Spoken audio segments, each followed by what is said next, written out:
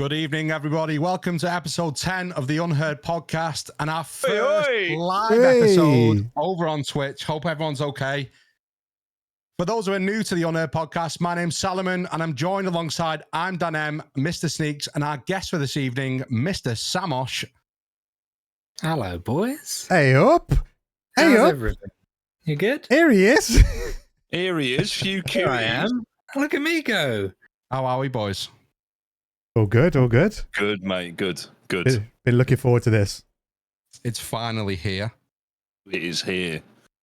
Episode Merry finally, not wipe. Long time coming, isn't it? It's a very, very long time coming, mate. Yeah, I'm just thankful that it's finally here. It's been the longest wipe, hasn't it? And it's good to finally have that. It was good to finally have that tweet last night from Battlestate Games saying that wipe's coming, and the dreaded wait for the patch to be inserted into the game. But yeah, it's finally here, boys, and I am absolutely hyped. Yeah, Sal's been waiting for this wipe for about 18 months now, hasn't he? Yeah, I mean, So I ain't playing the game. I ain't playing the game. He was bored of the last wipe, so he's waiting for this one. Yeah. yeah, and you know, it's gonna take me at least a week before I get bored of this one, mate. I'll give it 3 days. That's your problem, though. You always sweat it like straight off the bat. Every time. It's like I said to you just now, didn't I? Like I can see me on this till like 3 a.m. Yeah, it's happening today. You've had some good luck already, and then you've got a taste for it already. Yeah, exactly, mate. Yeah, exactly. I've already got 2 Salivas, so Well, yeah, I think the loot has been popping, mate. My first scav run today was a LEDX. I got a LEDX from Scav Island on Shoreline, so that was pretty good to get. And I absolutely shit myself the whole way from Scav Island to Rhodes Customs, and we did manage to get a PMC as well, so we gave them the best first raid of the Tarkov wipe. Where did you find it exactly, the LEDX? So on Scav Island in the little hut with the med bags, it was in one of them. Yeah. Just so insane for even going over there, to be honest. yeah, well, I spawned there, mate. That was where I spawned. So you got to make the most of the loot. You found it. You found it right off the bat, then. And it's honestly worth running to that area if you're in a scav, man. Like it's so untouched, and you've got like a lot of time. You've got weapons boxes, med spawns, couple of stashes as well. Like it's well worth running through there when you're on a scav. Though, fuck doing that on a PMC because you are just shooterborn in heaven territory. Yeah. And I mean, I've had nothing but issues on PMC side today, but I think everyone's experiencing that at the moment. With, you know, with server side, servers collapsing and things like that. But we seem to have found a little bit of an issue. But it'll get resolved. It'll take a few days, I imagine. With the wipe coming on a Tuesday, Battlestate Games have got more than enough time to correct things and make sure that it by the weekend and drops are here. It's a smooth game. Sam's had a pretty good start to the wipe for his PMCs. Yeah. I haven't. Yeah, I killed Sherman for the first raid, which was pretty good. How did you do it? I luckily got With a gun. ETS scar, and ran through, and was trying to get out with the letter. So we was basically just running through. Then we heard an SVD pop off. My duo was like, "Yeah, fuck this, I'm out." Sat in a bush. I was like, "Yeah, I'm having him good," and I had him good.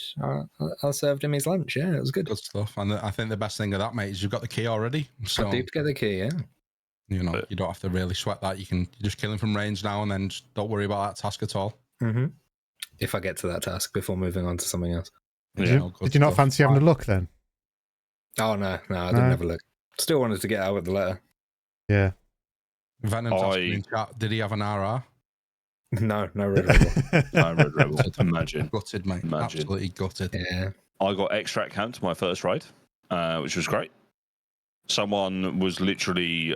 I ran past the taxi on ground zero and went, "There's a lot of dead bodies here." And then slowed down and then looked to my right, and behind the left-hand side of the car, there was just a player there with an M4, and the car wasn't even going. Oh no! I was just like, you motherfucker. Oh. And then raid 2, I got camped in the labs room, in the labs building on Ground Zero as well. So yeah, it's going well. Snake, But got me 2 slavers. You know the saying, fool me once, shame on you. Fool me twice, If you've been camped twice, mate, it seems like you problem. It's always a me problem. You've played this game with me, Sam. You know how bad I am. Yeah, true. Well, I think Partisan will have a field day with them campers anyway, mate. Well, you found Partisan, didn't you, mate? On your little I did. scaffold you did before. Yeah. It's So kind just of part of the reason we're a little bit late, isn't it? Yeah. So Yeah. Look, I hold my hands up. It's all down to Salomon. Yeah, I'm late because or we're late because I decided to do a scav run on Shoreline, and Partisan pretty much locked down the cottage compound with his trip mines. There were a hell of a lot of them. I think we came out with 9 F1 grenades, and we also got bits of gear. We found a defibrillator on the same scav island as I found the LEDX. So yeah, Partisan. Although we didn't see him, we saw what he does, and yeah, he puts a lot of booby traps down. How many would you say were there? We're 9 in total. 9. There were 9 in total, so it seemed that entrances were doubled up. Scavs were hitting them, and what I noticed that as a scav touched one, they would make the voice line that as if you were throwing a grenade. So yeah, we found 9, but we didn't really explore the whole of the cottages. I imagine there was more than 9 there, but yeah, I think. Could we get a quick salute from everyone for the mighty Percules in chat? The mightiest of Percules. Welcome, mate. Welcome. So 9 booby traps in the cottage compound. Yeah, and that was only from. Is that over like both sides of it, or just the one? So that was from village side, and it was also from where the water is. Yeah, as if it was like tunnel side. So yeah, it was just through there, and every entrance seemed to be double trapped. So it was. I mean, look, I was just playing a raid. We were chatting, and I was like, "Boys, the Partisans are here!" I went live, and then we were all just looking at it. But yeah. Someone died. Everywhere. He had an AK-103. So yeah, we haven't seen him yet, but we've certainly seen what he can do.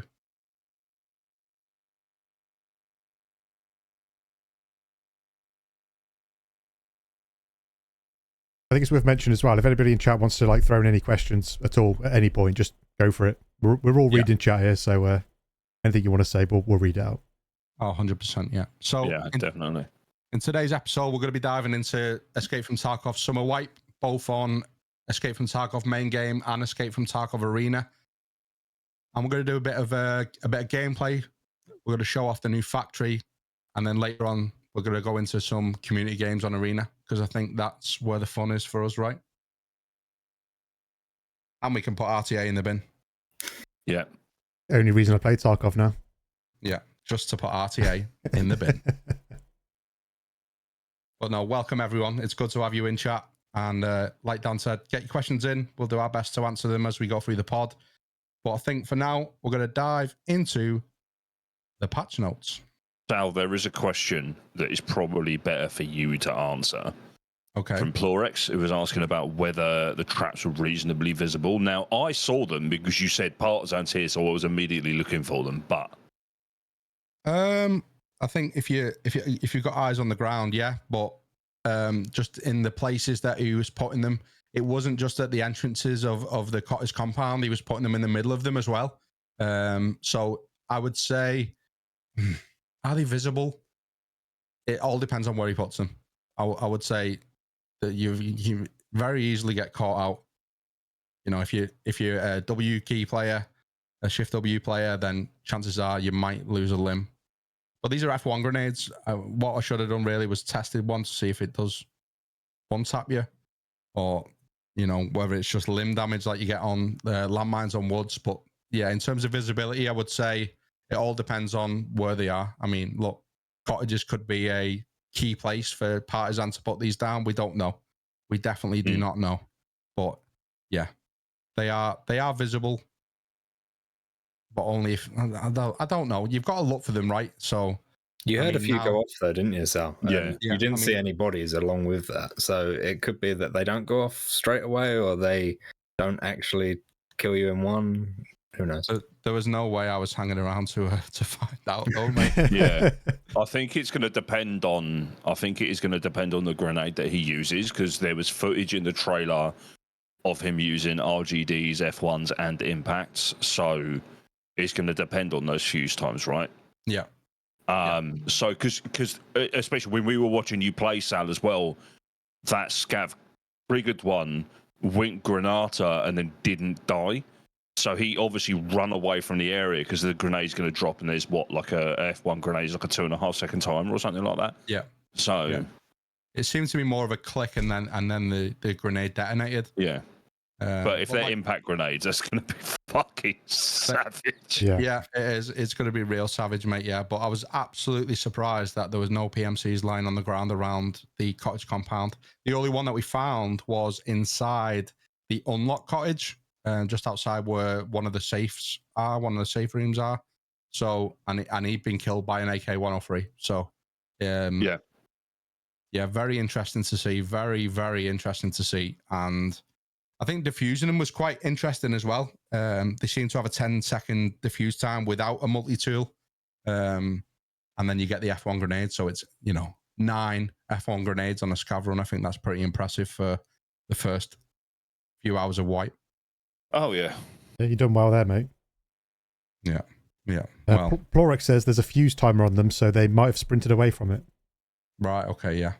Yeah, okay. Yeah, not too sure what that fuse timer is yet, but I'm sure, over time that we play white, we are going to find out what it is. It's going to be squads going, go on, you run there, go on. Yeah, exactly, mate. Yeah, exactly, yeah. So, but no, welcome in, everyone. Episode 10. Episode 10, boys, already. How mad is that? It's flown by.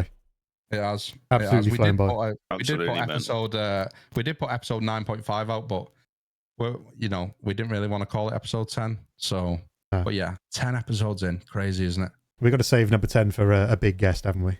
Yeah, we have, yeah. Oh, by the way, before I forget, this podcast is sponsored by Raid Shadow Legends. Fuck off. Fuck off. Never sponsoring us. Never. No, we'll never get a sponsor. I don't want a sponsor from them, mate. I don't want a sponsor from them. I'm holding out for that Marvel Snap fucking sponsorship money, baby. Haven't Tencent have got some money, haven't they? We could have a chat with them. Bit of ABI. Yeah. Oh, me and Sneaks have been playing a lot of Delta Force, mate, so we might be in their pocket. We might be able to... Yeah, we might be. We have been playing a lot of Delta Force. So yeah, let's dive into the patch notes for main game then, lads. Well, if Yorkshire Tea wanted to sponsor us, say less. We'll take that. Oh, 100%. I'd advertise them for free, mate. 100%. What about PG tips? Fuck off, mate.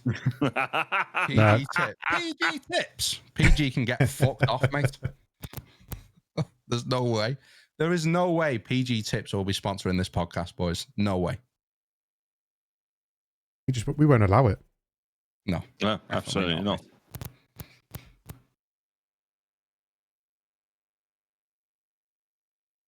Hold on. We're missing one. That's all right. It's fine by me. I can get my balls out again. Bam! Oh, here I am. We got... Hey, you said balls out, and I gave you the stage. Come on. Zoom him in. Come on. Zoom him in. Enhance. Yes. Enhance. Oh. Sal will stage a dirty protest if PG chips even rock up in the area. Oh, mate, yeah, they'd be getting fucked off straight away. There we go.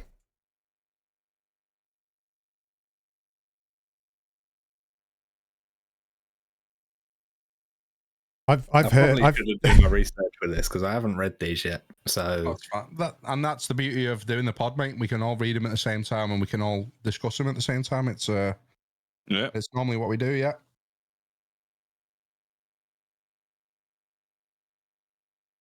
Should we kick off with the factory rework?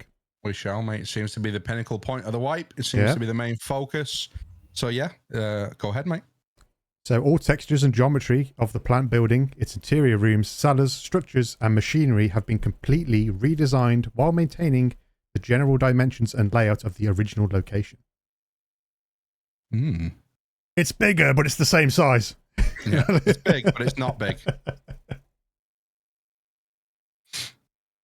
Rooms, basements, and workshops have been refined while maintaining the large size objects in the original location.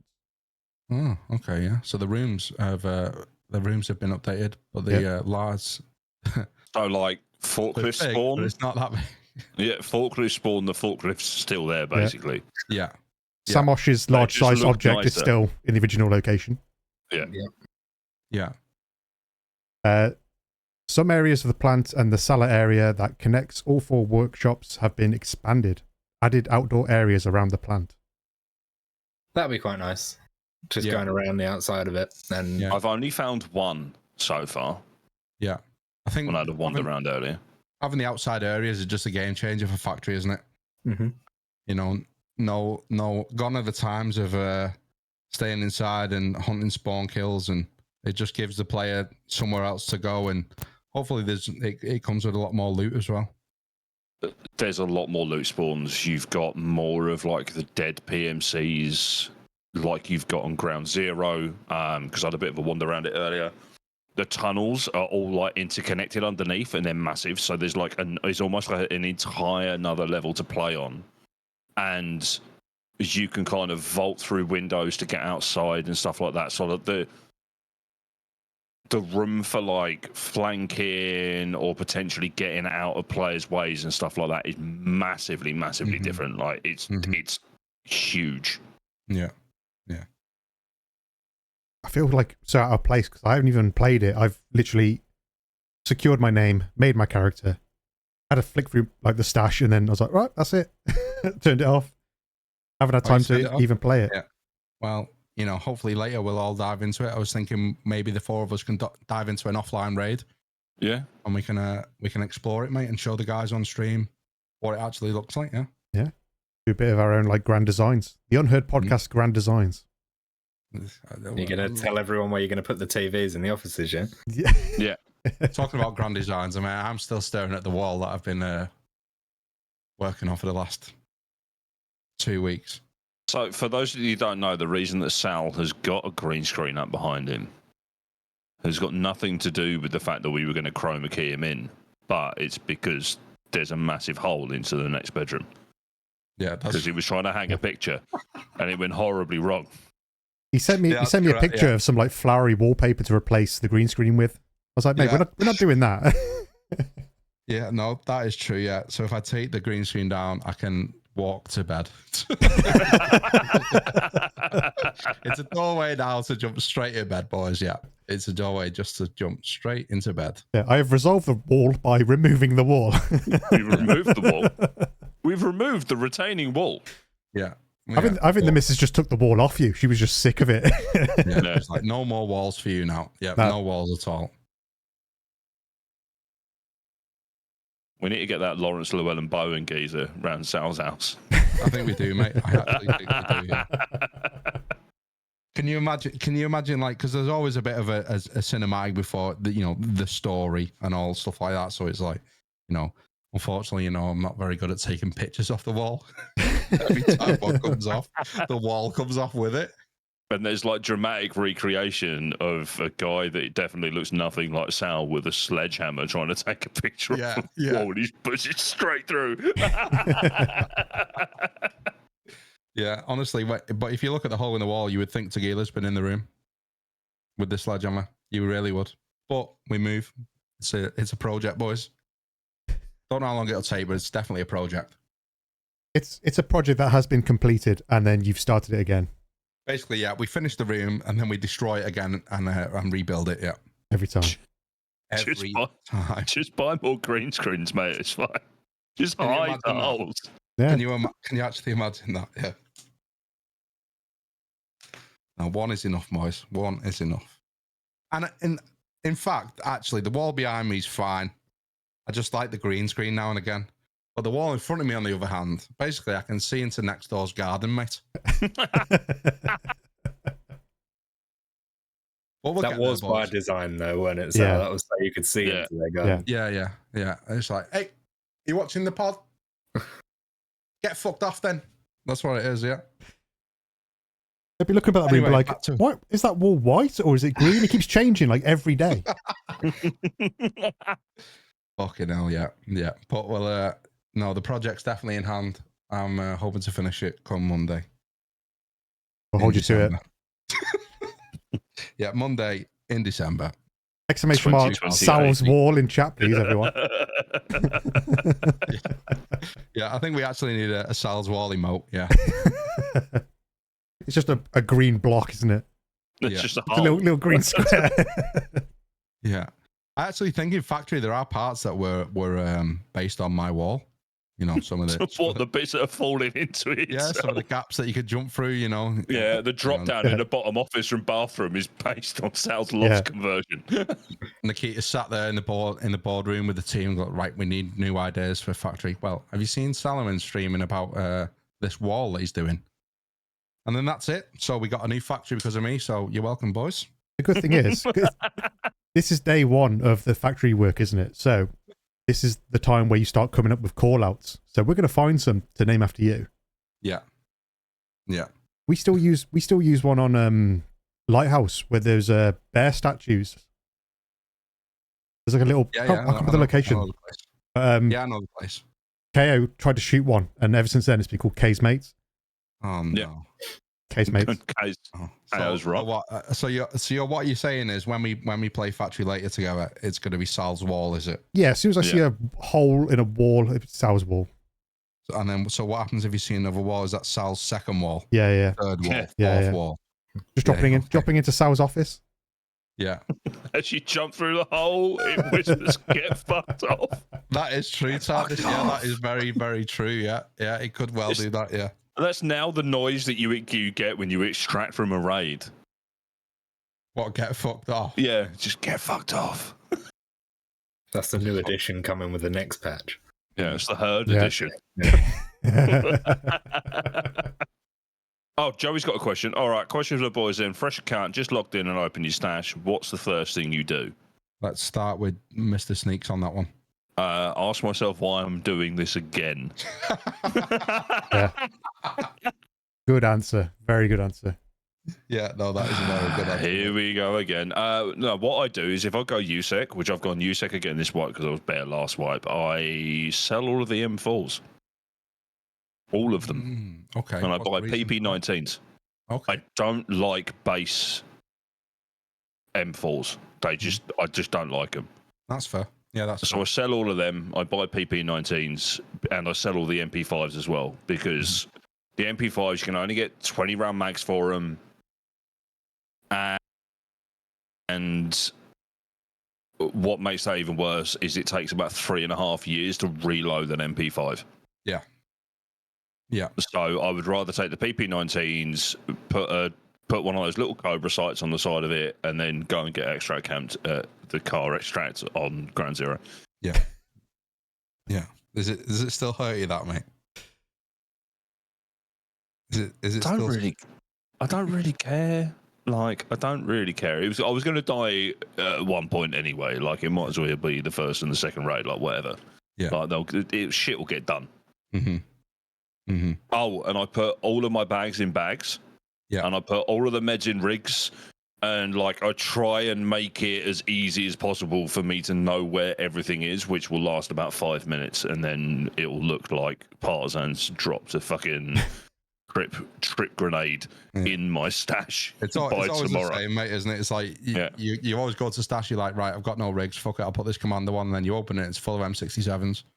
Yeah, it's full of M67s and large Dashonkas and wooden-handled knives you're going to need in about a week and a half. Yeah. So it's the same every single wipe, mate. I can relate to that 100%. Yeah.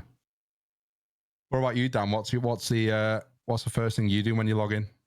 I'm exactly the same. You literally just sell all the shit, accept all your quests, and then just get straight into it.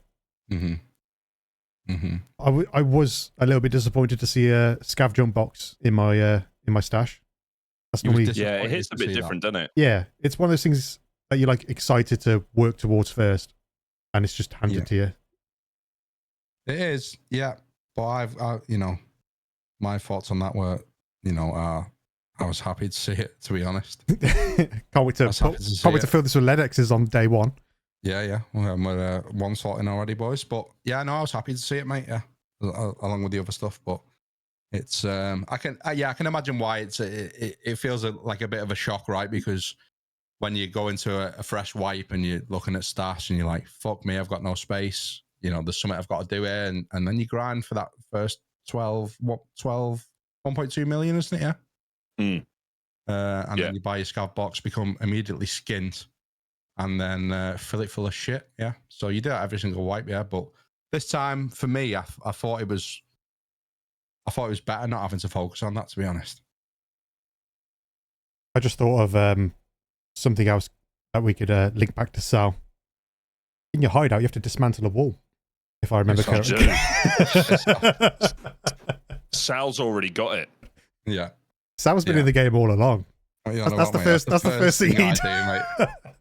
It's like, right, where's that fucking sledgehammer? Right, we go and get the sledgehammer, and then we dismantle the wall, no problem. And then we only play PvE going forward. Wall's dismantled, and then we just play PvE, mate. Dismantled wall is basically max traders. And then you slowly get a leak in your hideout, don't you? And you just leave it to build up and build up. So. That leak is Sal's tears. Yeah, exactly. It is. Yeah. Can't it pick is. what colour paint to use in the hideout. Yeah, but I don't know. We'll get there, though, boys. One day I'll be great at DIY. It's these. I tell you what it is, right? It's these command strips, mate. They're great. Yeah, they're a great idea. But when you've got to take them off, they're not so great. So it's just like frog tape, mate. When you're doing the ceiling and you're taping up the tops of the walls, and every time you peel it off, mate, the fucking plaster comes off with it. So it's because you're peeling it off with a sledgehammer. That's the issue. yeah, that could be the main reason for it, mate. Yeah, but yeah, look, we're adulting, aren't we? DIY will become the norm very, very soon. I mean, if you keep redoing the same wall, then that's very possible. We'll just get good at it. True. Yeah, we have been doing this wall for 4 years now, though, mate. That's the thing. How about you, Sam? What do you do? Start a wipe. Pretty much what you guys said. I'm always USEC, so I always sell the mechanism backpack. I always sell the M700 and take the ammo out of it. Accept the quests. Think to myself, ground zero, great. I'm gonna die straight away, and then go straight in. Die straight away. Yeah. I don't really piss about anymore. I don't like faff around with what I need. I don't organize my stash anymore.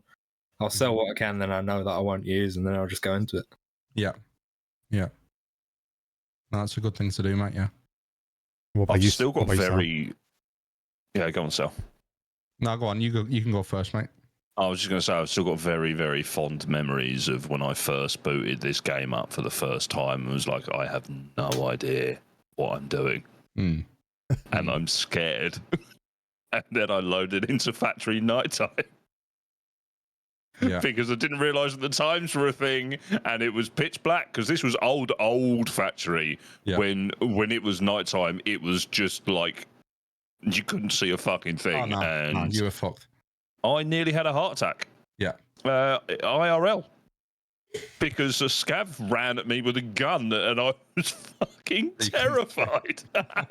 I've been playing this game for 7 years, and I still do that. So I have heard you poo a little bit in raid. Oh, I've heard it as well. And out of raid, right? Yeah. I've also heard that. Yeah. I remember. I think Sam took us into a night raid by accident. He's like, it'd be fine. And then I think we took a few steps, and then I just heard him scream at the top of his voice, "That's cultists!" And he came running back. My first scav run 2 wipes ago, I was literally running through woods. I've run through lumber. I've got a load of shit on me. I've got to Duffel Rock, and I was live streaming at the time, and I went, I just got to hope cultists haven't spawned. 30 seconds later, I got knifed in the back by a cultist, screamed, and then ran to extract. I'd fucking summoned them in. It was horrifying. Absolutely horrifying.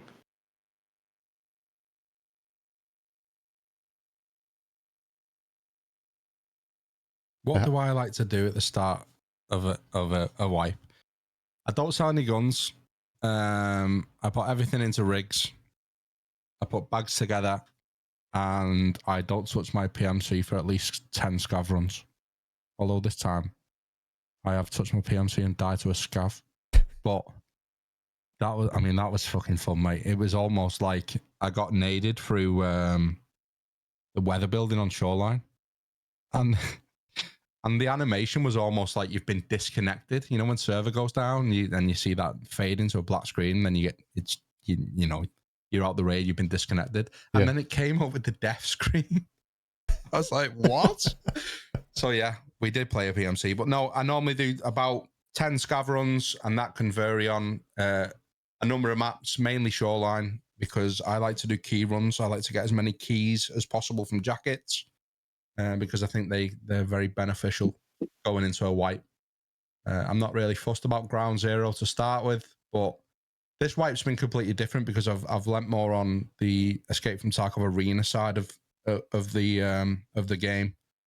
So, but yeah, scav runs, and then we crack on with tasks.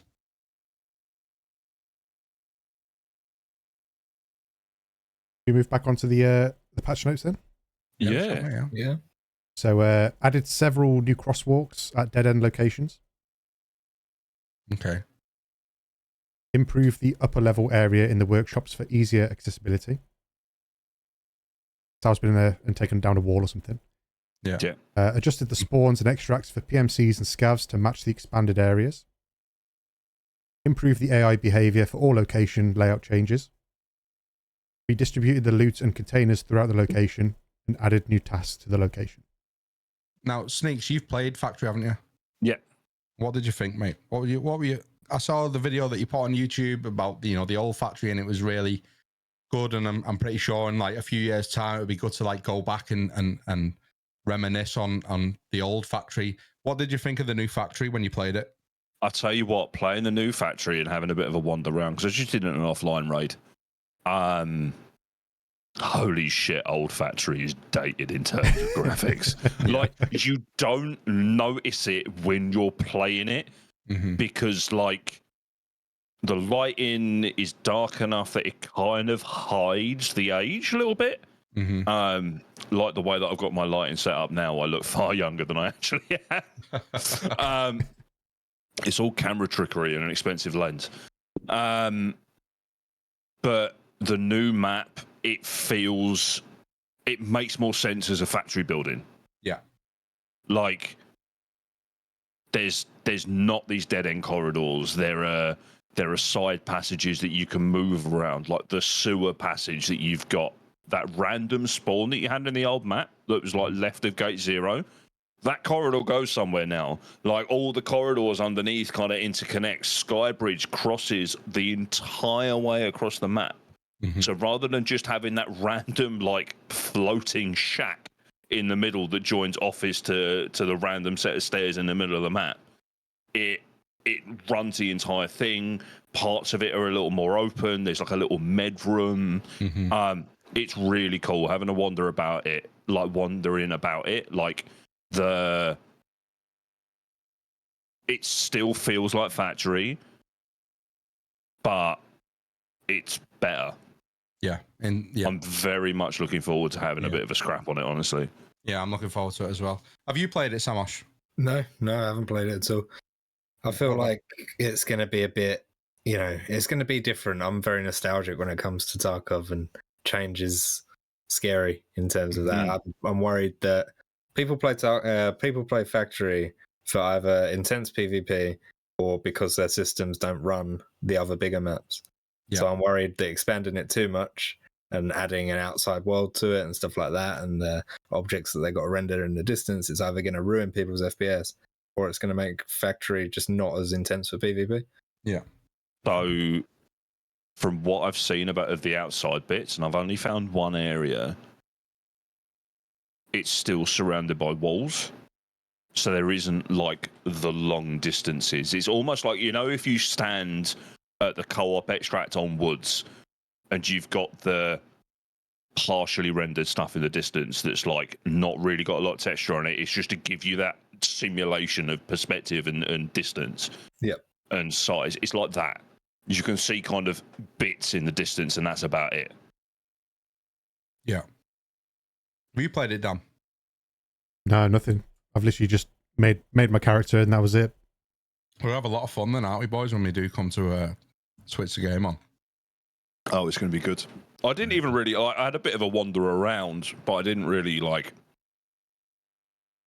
explore it in a lot of detail, if that makes sense. I've avoided it, like, completely. I don't want to see anything. I just want to get in there myself and see it for myself, explore it. Yeah.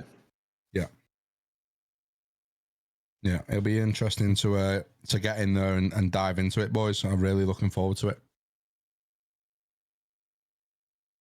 So let's talk, Mr. Sneaks, about our friend Partisan. Man, like... discussed him before, but... Jaeger's best mate. Jaeger's best mate, yeah. And I think we did actually kind of predict that on the previous pod, didn't we? That we thought that Partisan would be linked to Jaeger, and we thought that the trip mines would be a Jaeger barter. So 10 points to us for predicting that. But yeah, let's dive into the patch notes on Mr. Partisan. All right, so there's a new boss called Partisan. He's a combat veteran obsessed with tripwires and booby trapping. He's on very good terms with Jaeger. He shares similar goals and possibly like a military past with him. Principles. So he targets individuals that he deems honorless, including both PMCs and scavs. So if you've got negative scav rep, you're going to get tripwired or murdered with an AK-103 with an underslung grenade launcher. He's got no affiliations with other local bosses, and he avoids crossing paths with them. So we were talking about this when we were watching Sal's raid when he found all of the tripwires, that maybe if, for example, Sanitar was in cottages, he won't turn up to cottages. He'll be somewhere else, potentially on shoreline, or he won't be on shoreline at all. He's got negative views on traders except for Jaeger, and fence standing has no impact on his attitude. He spawns in forest type areas, so you're probably going to look at running into him on shoreline, lighthouse, customs, woods. So probably not factory, ground zero, streets. Which is cool because it kind of leans into he used to be an operator, he used to be a soldier, and he knows how to operate in those areas. He just doesn't just turn up wherever. That's quite a cool touch. I like that. It adds to that kind of lore to him that he likes fighting in those areas, so he doesn't turn up in other areas. That's a level of detail that I don't think we've really had in a boss before. Like, I mean, you've got the stuff with Killer, like he used to be an athlete, so he's got the Adidas tracksuit and he's quick and he runs. And you've got Tagilla, who is like athletic, so he's fast and he's aggressive. Yeah.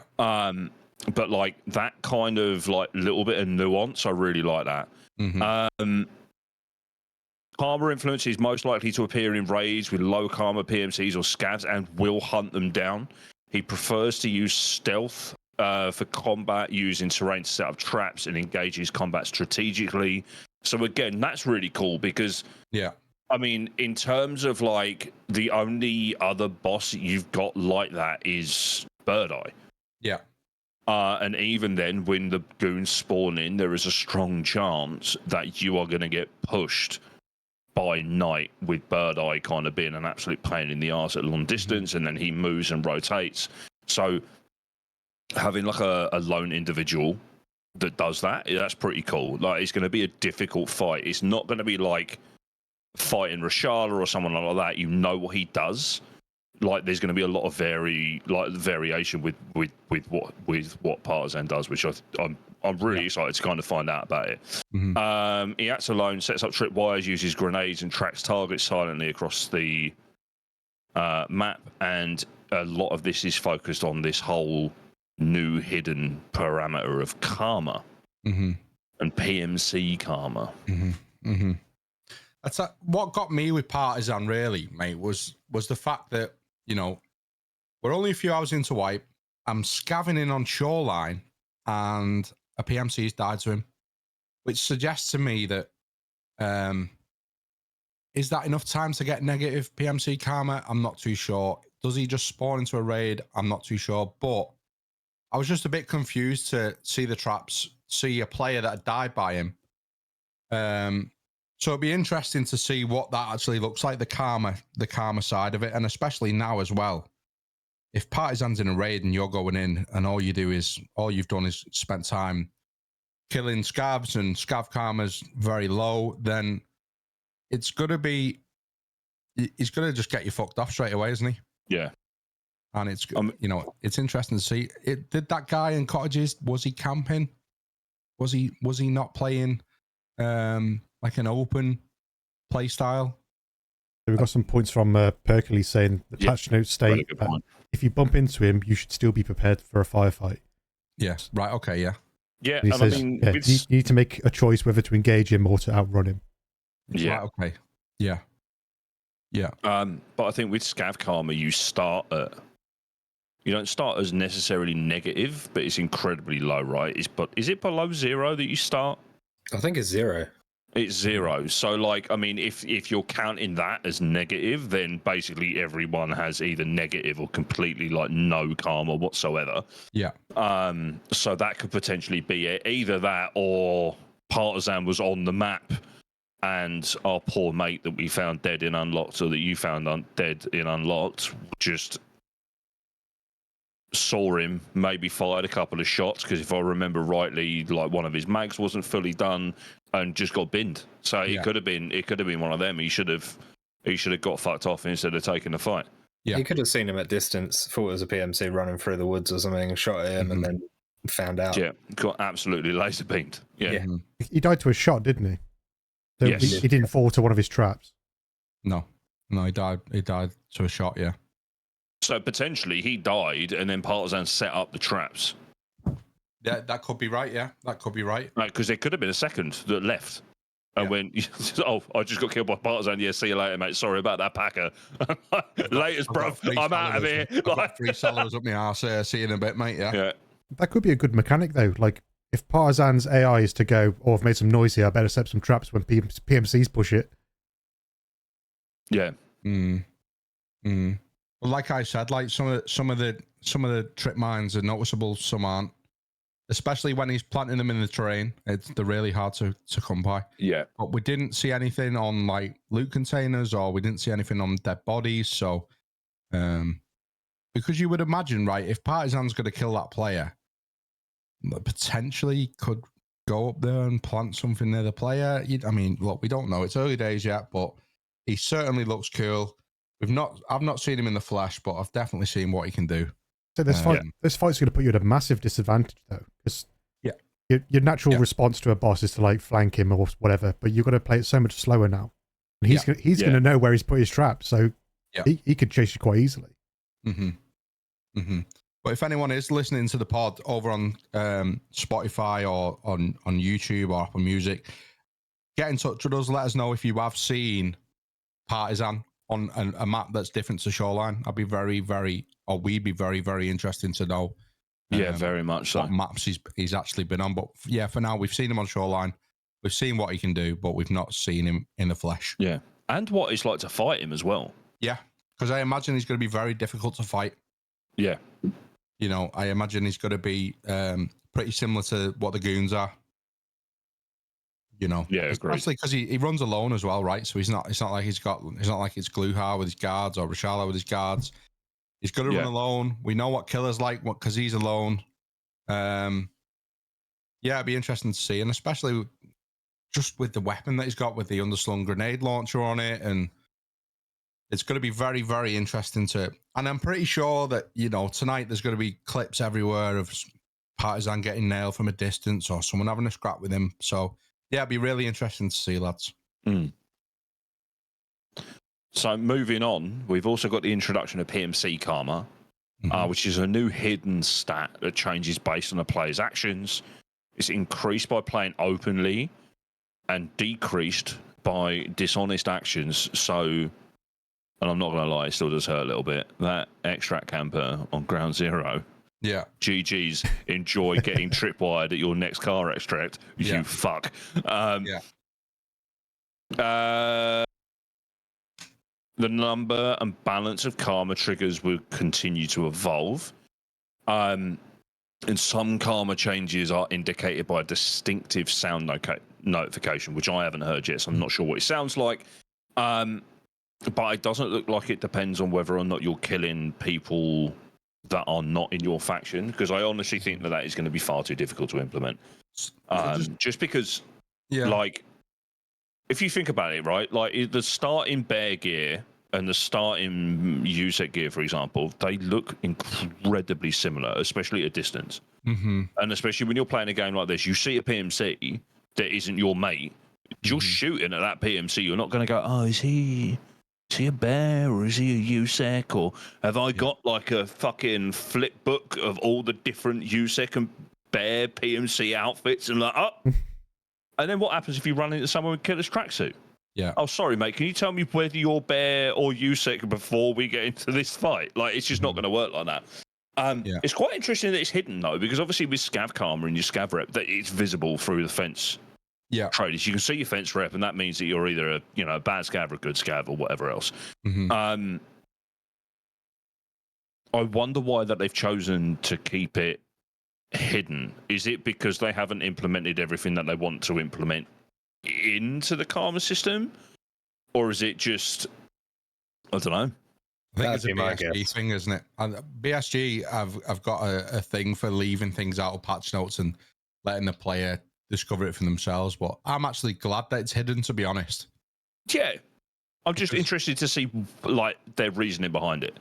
Well, if it wasn't hidden, then PMCs would know what to do to not get partisan up your ass. Yeah, true. You know, and it's I'm glad it's hidden, and I'm sure it's going to get leaked on the internet at some point, isn't it? The only people that know are the ones that have heard that sound notification. Yeah. Mm-hmm. And I did say to you before, boys, that I heard a weird sound within Raid, but I don't know. I don't really know whether it's the new audio. Yeah. I don't know. I honestly really don't know. But what I want to ask Samos is, what would you think that an open playstyle is and a dishonest playstyle? That's hard because 1 minute they are always up for people sitting in bushes and taking their time and playing a sniper sort of role, and there's no such thing as sort of camping. But then the next minute they're promoting the Shift W playstyle with the like decrease of inertia and all that sort of stuff. Mm-hmm. So it really does depend on the mood they're in. And I think Sneaks is right with saying they've hidden it because they haven't got everything added, and they might want to add things in the future, and they won't tell you what they're adding. And it's it's going to be tweaked with a player base sort of thing. But as they always do, when enough people complain, they'll make changes to it. So nothing's set in stone. It's going to be one of those things that it's just going to change as it goes on. I think open's going to be more you play, you explore, you complete your quests. You don't just shoot everything on site. Dishonest, exfil camping, stuff like that. But I don't think it's going to be easy for the game to identify what's honest and what's open, what's dishonest and what's open. I think it's going to be quite interesting to see over the coming days people getting dishonest over doing nothing. Mm-hmm. It's interesting how in the notes about Partisan, and where it says that his views on traders similarly negative, except Jaeger. So will Jaeger have any influence on PMC karma, do you reckon? Potentially, or is it just a law thing? Because we know Fence does for scavs, right? Yeah, true. So, but again, look, it's early days, isn't it? But we don't know. I think. Go on. It'd be quite interesting to see if, like, you know how if you do certain quests like chemical and you hand it into either a skier, therapist, or prepper for a reward, if you get more negative rep with Jaeger, that affects your PMC karma. Yeah. or potentially causes Partisan to be like, that guy's a dick because he's out of order to my mate. Yeah. But I guess the issue is, right, is in terms of coding, it's fairly binary in terms of yes or no, just because that's how code. I'm not an IT guy. I barely know how my computer runs, but that seems to be the way that coding kind of works, right? It's yes or no. Yeah. There are obviously percentage parameters and stuff you can put in, and the two people that kind of know IT can correct me on this, but it's going to have to be a fairly kind of concrete set of parameters for that karma system to work, right? Yeah. It's going to be difficult to identify. I think that's just I agree. That's the hard bit. I feel Tarkov, they don't redo their code; they build on top of their code, which is where you get the term spaghetti code. Yeah. You hear the community talk about it all the time, but they don't. If something's broken, they don't build it back; they build on top. And if you've looked at their code, and that's how people were able to open all the doors and that quite recently and stuff like that. Yeah. And that's why the old things keep returning. So it will be interesting to see, what's the radius that it goes on? Like, how close to extract do you need to be to class as an extract camper? Or is camping a loot room waiting for someone to unlock it for you? Is that negative? It's just, there's going to be so many parameters. I feel like they've just built a database of different things. Is sitting down and sniping for a long period of time in one position like me and you were doing before Wipe Sam gonna negatively impact our karma? Because we were posting up and cosplaying as proper snipers or as kind of close to that as you can get in Tarkov. Is that gonna? Am I gonna stand up from being posted up on woods to shoot a ball in heaven and then just turn around and explode? A scenario I can think of is like if you bumped into another PMC and then greeted each other to like share your username, then you put a bullet in the other guy's head. Surely that's going to be like negative karma. You've kind of gained the trust of someone and then been dishonest by shooting them. Yeah. Or sitting at extract and being dishonest by killing people at extract. That can also be considered as being dishonest, can't it? But it'll be interesting to see when it actually, because it's not going to be long. We know what the powerful world of Twitter's like, and I'm pretty sure that there'll be some data leaks coming out very soon. I try and avoid them myself, and I think we all do, boys, don't we? Yeah. I've muted like every account that I know of that does data leak, and I mute them. I want to know it. Yeah. So it's but yeah, we'll see. Yeah, we'll see. So moving on, we finally got map-to-map travel. Now, this was a shock to me, boys. I didn't expect it to come this wipe. I thought that would be something that comes towards the end of the year. I've had a little look at it. I've not done it myself yet, but just diving into the patch notes and what that looks like. So, during the marathon event, location transits will only be available in the corresponding game mode. Marathon's only available in PvP. You can't get it in PvE mode. Players will receive a unique achievement for completing the marathon event, and after the event's over, all location transits will become available in all raids. So, at the moment, guys, if you're looking at where this marathon thing is, if you go into your raid screen and then in the top right, on your map selection screen, in the top right of the map selection screen, you will have a icon that says marathon. And when you click that, it'll bring all the maps and they're all linked to each other. So at the moment, you've got, I mean, look, we don't know what side, where the start is, where the end is. But if I'm looking from left to right, it's shoreline leading to lighthouse, to reserve, to woods, to factory, customs, to interchange, to streets, and then it splits off in two. Now, that could be the other way around. And the only reason I say that is because terminal's going to be the last map to come to the game. So I believe from looking at this, you start at labs or ground zero and then you work backwards. So have a little look on main game and see what you guys think. So to move to another location, the player must enter the transit zone and select the appropriate option in the context menu. Location transits are available 7 minutes from the start of a raid. During the transit, the player will be able to transfer some of the items found in raid, which will be moved to stash. After transferring items, the transfer timer will begin. The transit timer will begin when activating the transit and transferring items. The ability to exit the current location will become unavailable. and the player will be forced to use the transit. So it sounds to me that once you've done that, there's no going back. You've got to commit to it. It's basically like doing the guide. Yeah, On it is. a Yeah, different thing. yeah. I would say that. Yeah. Once this is the interesting bit as well. There's quests for Marathon, and once you've completed like a couple of the intro quests on Ground Zero, you start getting them pretty quickly. Right. One of them is planting on reserve and woods, 2 different items, a Bolbex and a military cable that you get given. Yeah. But you get like 40,000 XP for doing it. So there's massive XP bonuses for actually being able to do it.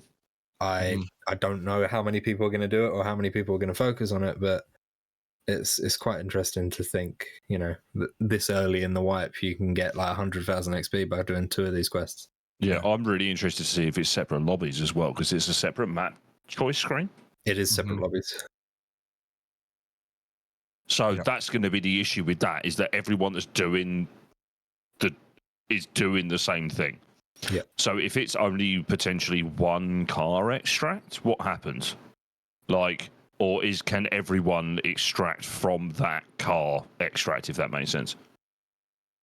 Well, it says here, when attempting to transit in a group, players can use transit only if all living members of the group are in the transit zone. So, if you're going as a group, you've all got to get out together via that. You can't just say, "See you later, mate. We'll get you there," and then get fucked off. See you in a bit. You've got to go in with the intention of doing that. If several players who are not in the same group use the transit at the same time, they will all be transferred to the next location together. If several players who are not in the same group use the transit at the same time, they will be transferred to the next location together. So, solo players can join a group and also transit to the next location together. So that means, if little Timmy comes up to you and transit, gets in with you, he's potentially going to spawn with you in the next map. But I guess that encourages cooperation, right? Yeah, it does. Which is cool because, they're trying to, which is going to obviously potentially improve your karma. Because, if you're trying to do this thing and you're trying to do it like the guide and you're trying to one-shot the entire thing, because I'm assuming that you have to get the achievement, you have to do this all in one shot. Once you die, you go back to the start. Yeah. So, it's going to encourage people. If I run into little Timmy on Shoreline and we go and extract and transition to Lighthouse or Ground Zero to Streets or whatever. Yeah. It's going to massively impact his PMC karma if we then load into Streets and he turns around and shoots me in the teeth. So. Maybe that could be the being dishonest, mate. But I think that's a good thing as well, because you got people looking for group. Even in main game, you got people looking for group and whatever else. Yeah. And the amount of times I've seen complaints of people on Reddit and whatever else is oh, I got accepted into a group and they immediately turned around and shot me. Yeah. It's going to be again, like everything else that's come with these patch notes. It'll be interesting to see. But I think obviously, if that happens, mate, and you get TK'd, I think that's very dishonest. I really think that's very dishonest. So maybe that might have an effect with Partisan. We don't know, do we? Yeah. Especially when map to map travel becomes a thing in the main game. Partisan, it's only early days now, isn't it? So this could have an effect on it for sure. So will I do it though? Probably not. What are your thoughts on that, Samash? Are you gonna be doing the marathon achievement? Not a chance. No. I think I don't even do the guide. It just doesn't interest me anymore. The Kappa quest I did once and then thought that was enough for me.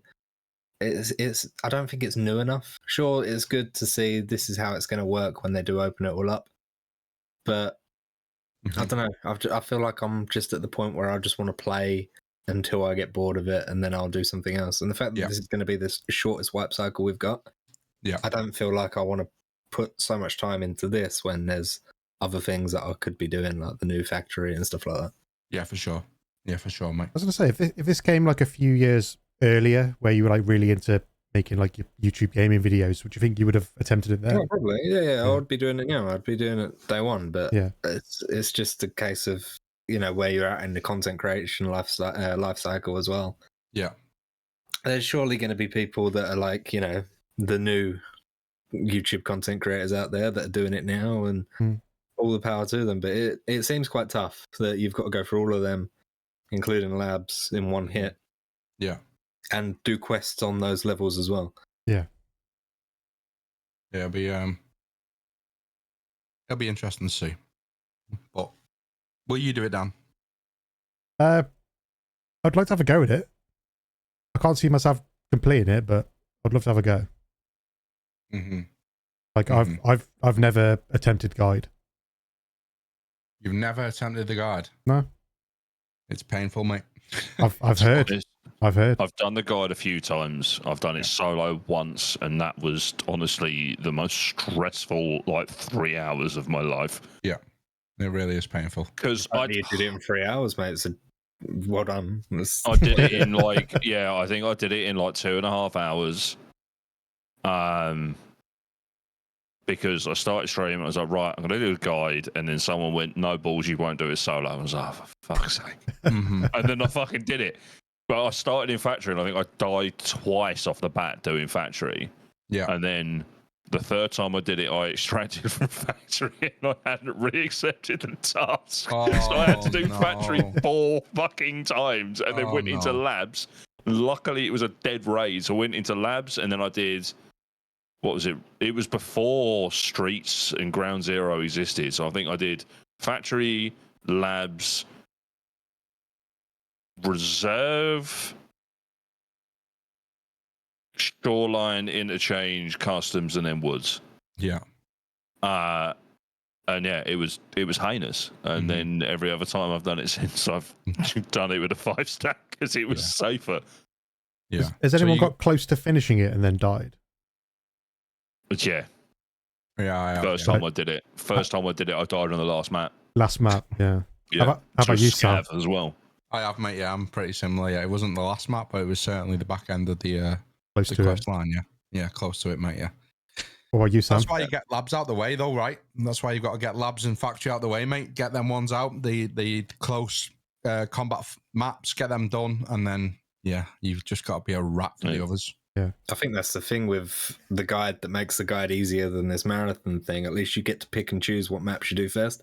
Yeah. This one, it doesn't look like you can. Dan, you've got it open at the minute on stream. Can you click on any of those, or does it just take you to a random map at first?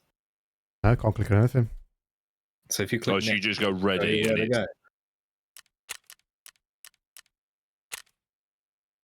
Yeah, You've got to start at Ground Zero.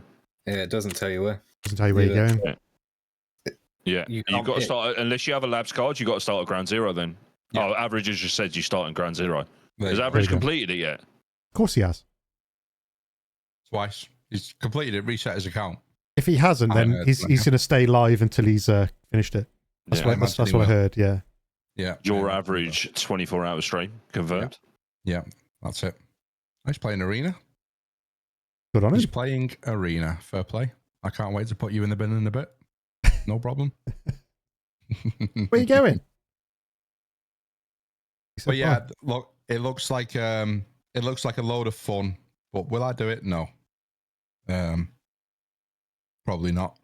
Doesn't interest me. Looks like I'm probably going to give it a go. Yeah, it looks like a load of fun to watch someone talk to themselves whilst doing it. That's the only reason you watch Tarkov content, isn't it?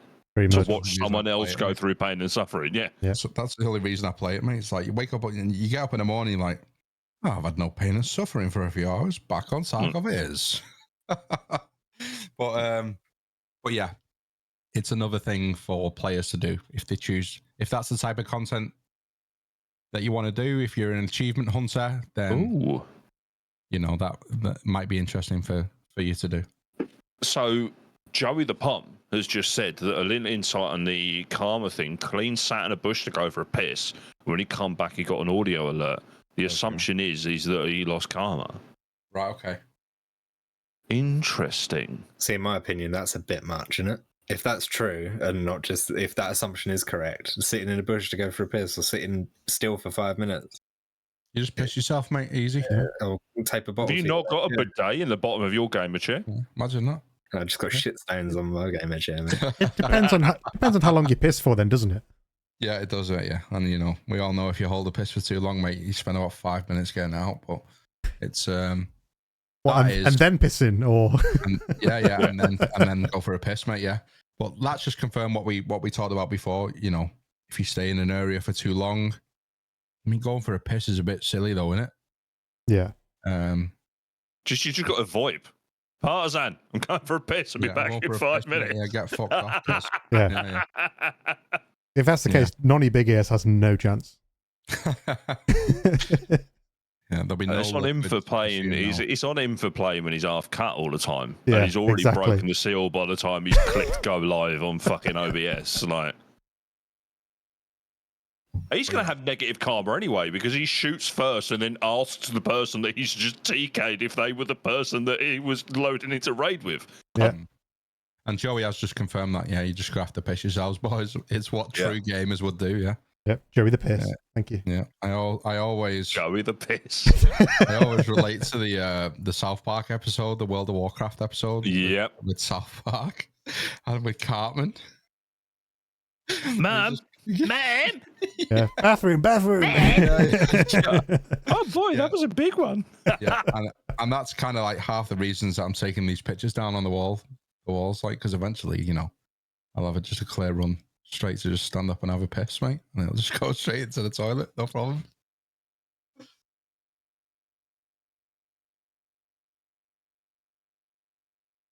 What's next on the patch notes then? I think Sal's going to be talking about this one. Our resident expert on tripwires. Yeah, that's not a problem, mate. Yeah, I can run through that. Yeah, so tripwires are finally in the game. It's a single-use consumable item.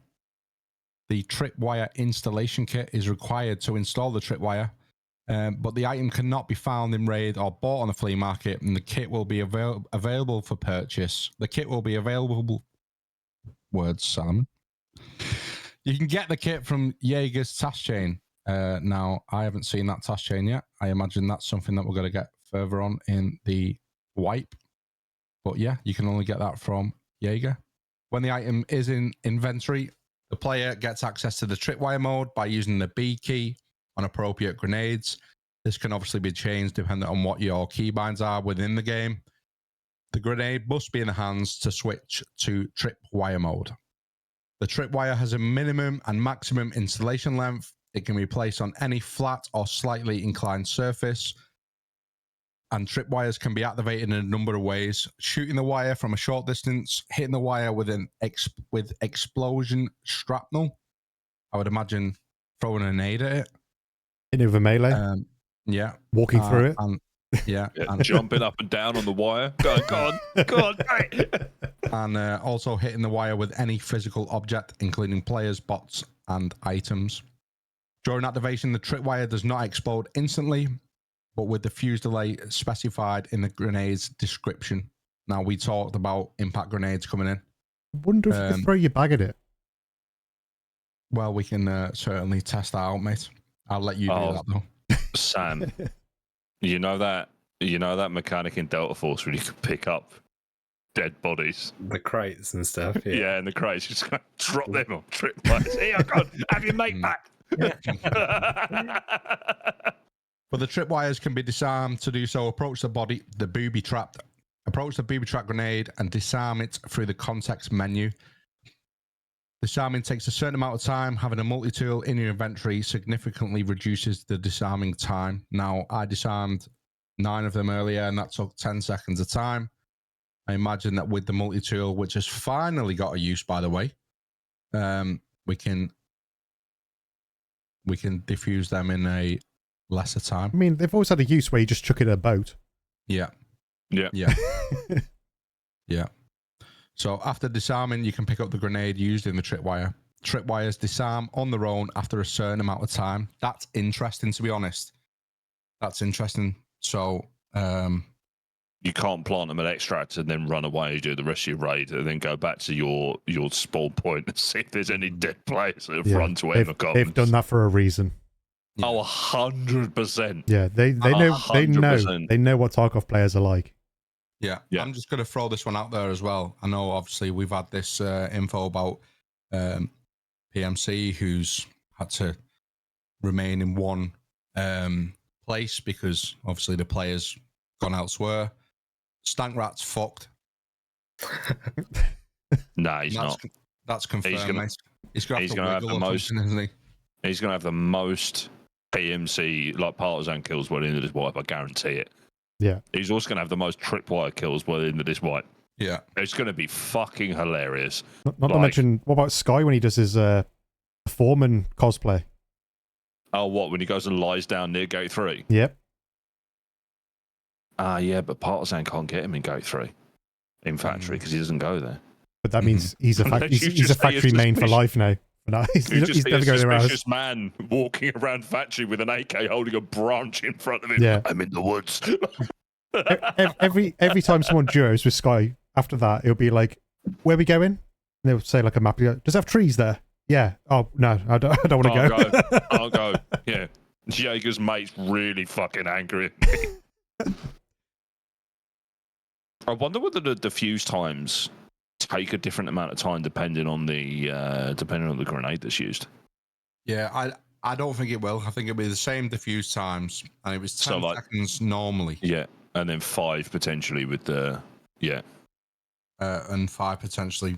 Well, we don't know until we have a multi-tooling slot, but we will find out and we'll update. It'd be interesting to see how long they take to plant as well. Yeah, Venom's confirmed the times are different. Oh, legend! I really want to booby trap a PMC's body. Like in the middle of a firefight, you're fighting in dorms and you're like, kill the player. And you know they got a duo and you're like, have a hand grenade. I'm going to go and hide upstairs and wait for the bang. And then get negative PMC karma, and then Partisan comes and does you in next raid. Nah, do we know if you need like another item to plant them? It's just that tripwire thing. Yeah, there's a tripwire item in the game. So the only item that you need is the tripwire installation kit. The tripwire installation kit, and that's only available from Jaeger after completing. Once you get max Jaeger, you can buy it. Yeah. And then you can have loads and loads of fun really upsetting people. Yeah. Yeah. I'm going to get so much stink in my chat when I'm streaming and blowing people up with that later on this wipe. I'm so excited. Venom says that the diffuse times are the same no matter the nade, but the explosion times are the nade timers. Yeah. So if it's an impact, GG's. I mean, to be fair, that'd be quite smart with an M67 if you could time it right because of the 6 second fuse on it. Could you? One person runs through and then part of the 3-man at the back explodes.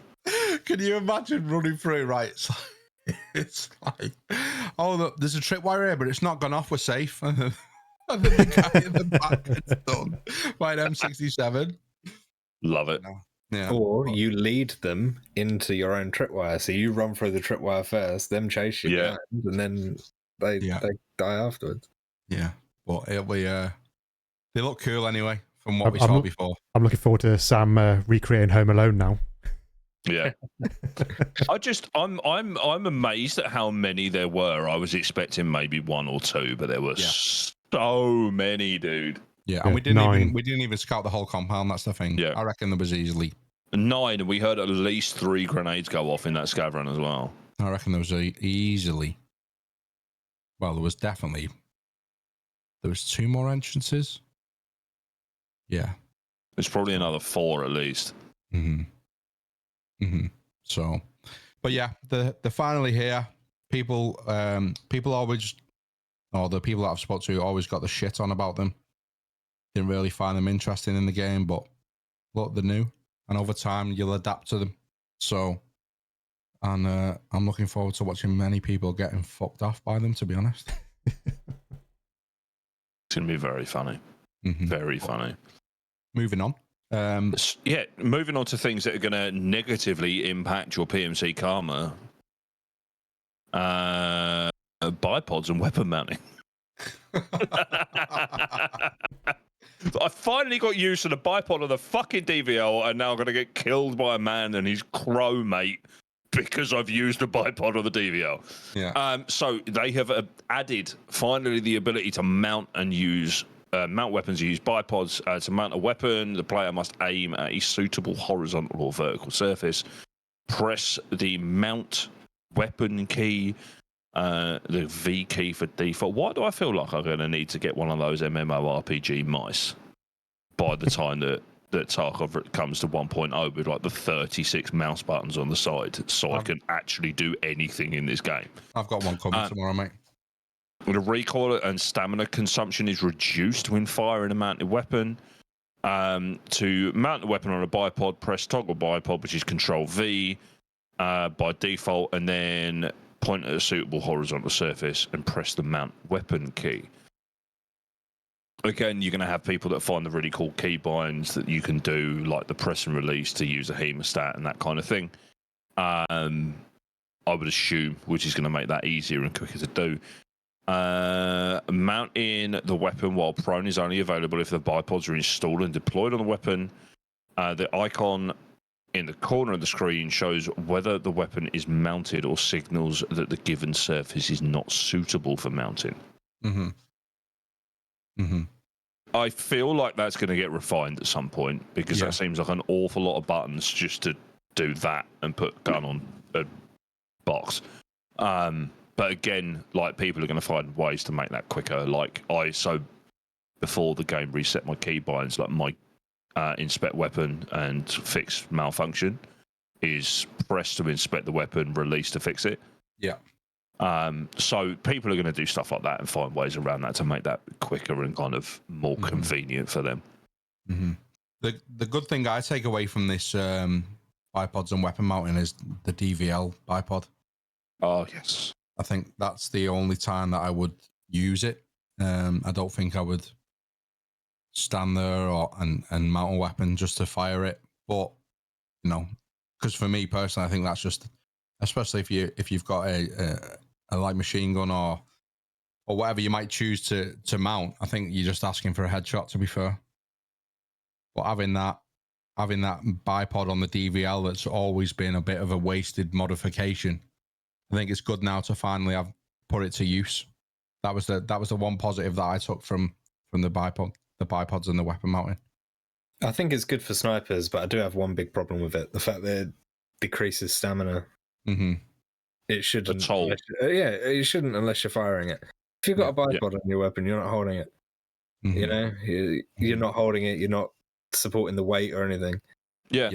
So, and Clorix, who was in the chat earlier, was playing it on Ground Zero, and he mounted against the vertical surface, and the stamina was draining just slightly less. It wasn't like a big reduction at all. Right. So I don't feel like it's worth doing. Mm-hmm. Yeah, it doesn't sound like it's worth cool it. to have, though. Yeah, it's cool to have in the game, though, isn't it? I think it's going to be very situational unless you're sniping. Like, I don't know, for example, if you're fighting in dorms and you're holding an angle because you're trying to get off third story down by marked, and you've got players that are coming up opposite side, and you're holding that angle by like the cooker or whatever, you're holding that angle for a period of time to wait for that player to push you. Like, that's going to kind of make more sense, but I don't think people aren't going to use it a whole lot.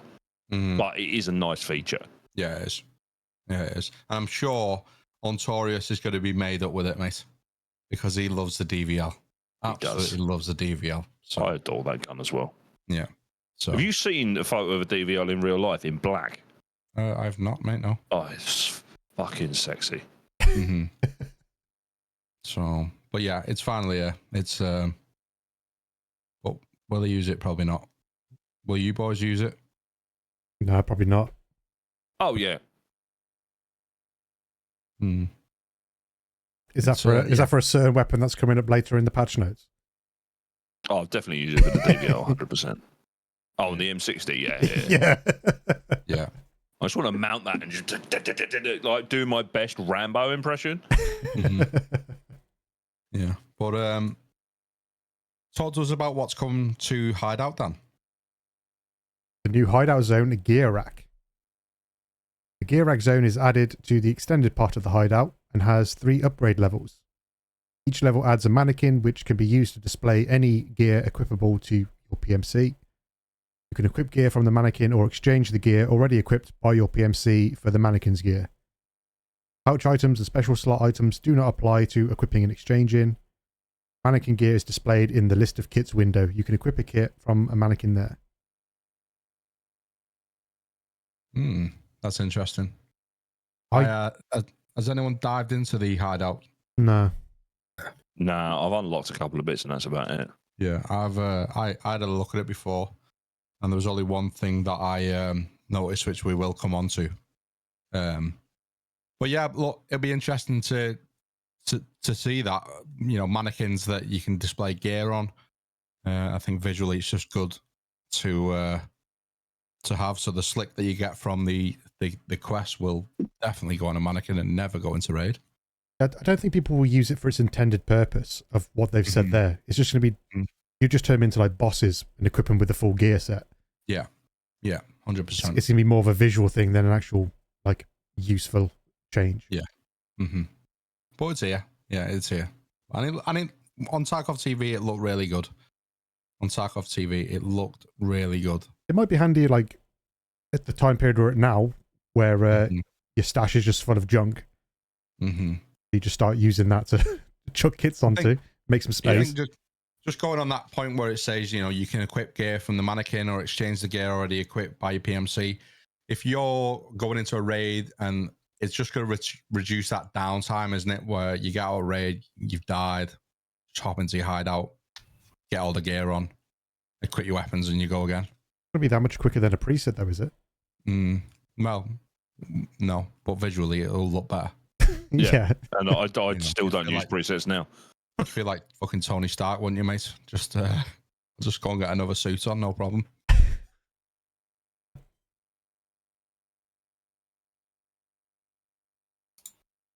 What do you think, Sam? Will you be using the gear rack at all? I don't use most of my hideout, mate, to be honest with you. I don't think this will make me use it anymore. I will knock down my wall. I will build level 1 of the trophy room, and yeah, I'll use the stuff that I need when I'm struggling to find items. I'll build the stuff that I need to craft stuff, and that's about it. Yeah. Like you say, presets are going to be the exact same thing. I never have a full stash anyway, because I tend to just sell stuff and go off the money. And yeah, I don't think it's going to change at all. I'll probably use it. I'll probably unlock it. Whether or not I'll unlock it fully, I'm not sure. Because I don't usually unlock a lot of stuff in my hideout unless it's crafting stuff, lucky scab, jump pots, that kind of stuff. Like, just gonna be 3 blokes in your hideout holding kedders. Yeah, holding kedders, wearing circular face masks. Yeah. Yeah. Scouse says, "What a group of handsome lads." Thanks, mate. Thanks, Scouse. Thank you, Scouse. Thank you very much, mate. Oh, for those of you in chat, I've put Clean's clip of him potentially losing / gaining karma when he went for a wee-wee, if you want to check that out. Yeah, definitely. And the link to the Lolbev Arms website to have a look at a sexy black DVL if you want to as well. He looks so much better in black. So much better. What else has come to Hideout, Dan? The average sacrifice circle. Oh, right, okay. Is that the... oh, yeah, I'm reading that now. Yeah, where you lure a certain streamer into your hideout and you sacrifice him to the cultists. Yeah, okay. Yeah. That's great. Yeah. Right. Okay, moving on to AI enemy... Yeah,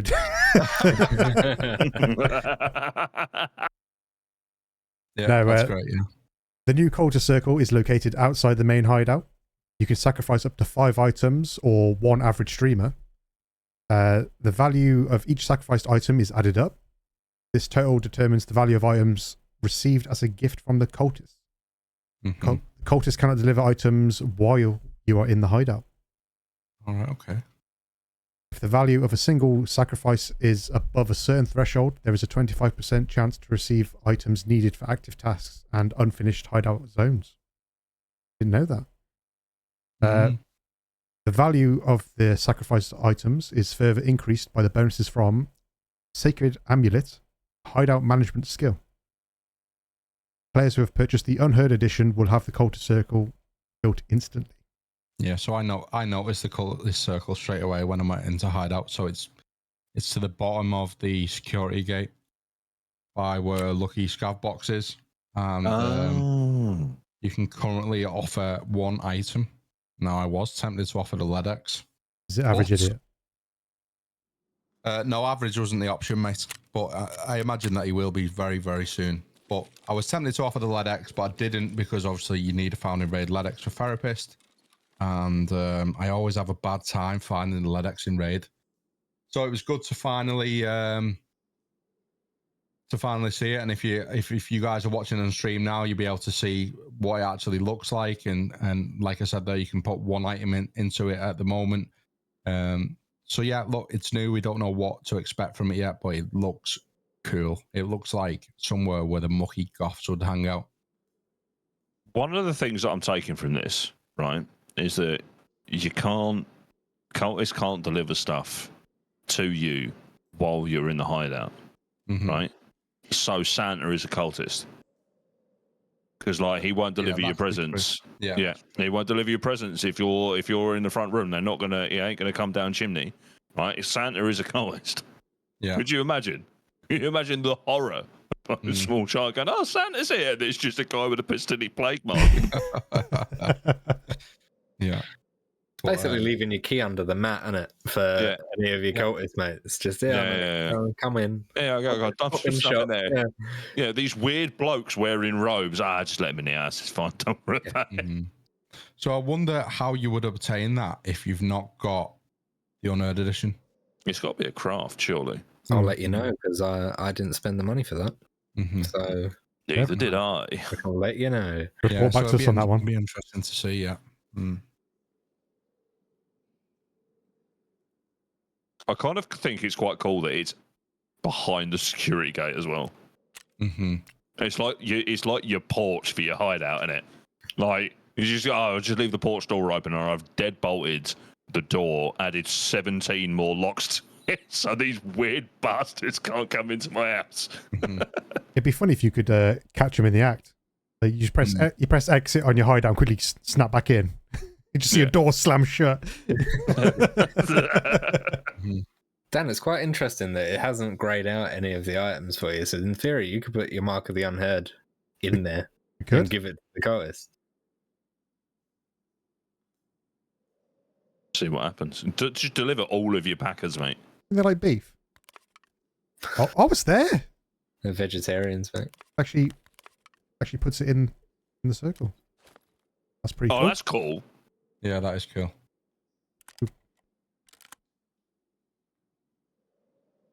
Can't see the gun.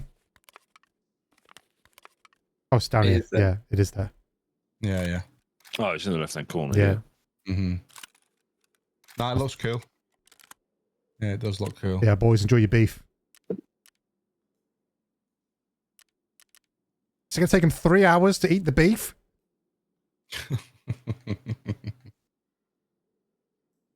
There we go. We're going to get on good terms with him.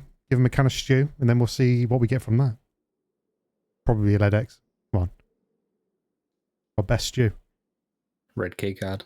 You get your average idiot hideout pet. Might get a key to their hideout.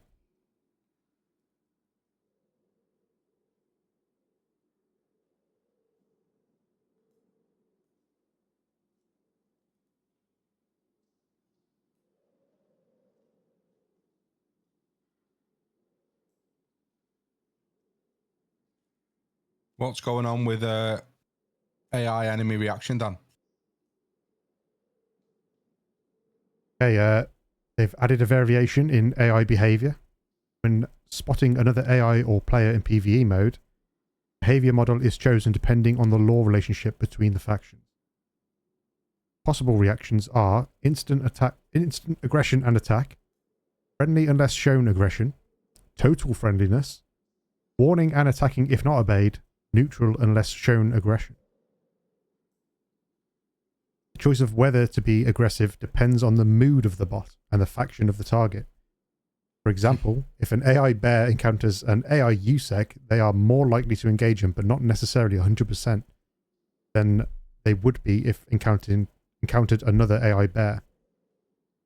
The decision whether to be aggressive or peaceful is made for both player scavs and player PMCs. The chance of meeting a more aggressive AI PMC varies depending on the location. For example, on Ground Zero, under level 20, the bots are more friendly, and in the lab, they are more aggressive. Action interactions will be implemented and balanced further in both PvE and PvP modes. So this is something that looks like it's just in PvE for now, isn't it? I think so. And you know, where we're looking at the army, I was laughing in my head where the choice of whether to be aggressive depends on the mood of the bot. So basically, what in Salomon's terms, what that means is you got a group of AI PMCs. One's making the brews, and he makes them all PG tips, and they all get pissed off, and then they just fuck everything that they see in sight. That's my breakdown of that, mate. You might have a bear that goes back to the hideout and goes, "Oh, quite fancy bit of that stew." Opens the cupboard, it's gone. Those fucking cultists! They've taken me stew. They've just taken me bloody lunch. Yeah. But like, right, I'm gonna fucking show those PMCs. But for me, I mean, it's good for PvE, but PvP's there now. It's wiped, so I have no intention of playing PvE. I would like to hand this next one over to Mr. Sneaks because it involves some aspects that I know he's very happy about. Oh, yes. All right, new weapons, equipment, and loot. More shit for me to hide in me stash and forget that I've got it until the end of wipe. So we have got the IWI Uzi 9x19 submachine gun. We've got the mini Uzi, the Pro pistol 9x19, the Pro SMG 9x19 have all come in, and they are shown in the trailer, and they look sick. Also, the SR3M 9x39 assault rifle. The Desert Eagle has come in various iterations. You've got 5 different variants, including the 50 cal and the 357 version of it. The US Ordnance M60 762x51 light machine gun is in, again with various versions of that. So you've got the E4, the E6, and the FDE E6.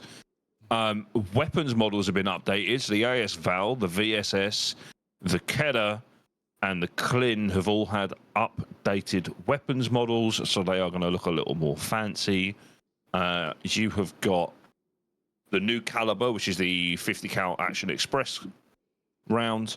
Having fired one of those on my stag do, that just slaps. It's probably about the same size as about a pound coin.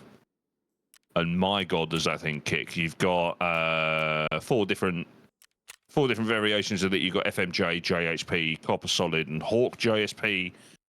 We've got new weapons attachments. The functionality for pistol grips, on the PM pistol have been adjusted. If there's a quick drop button on the grip, the interaction animation with the pistol is changed. They've improved the AUG A1 and A3 visuals, updated the grip animation, and added a visually operating gas piston, so you will actually see the gun firing properly. Added some animation variations depending on the installed attachments for new and updated weapons, and updated the grenade animations. They've also added new types of equipment, armor, helmets, and loot, and there are new options for character customization. I bet you're buzzing, aren't you, with that Kedda getting a updated weapon model, mate?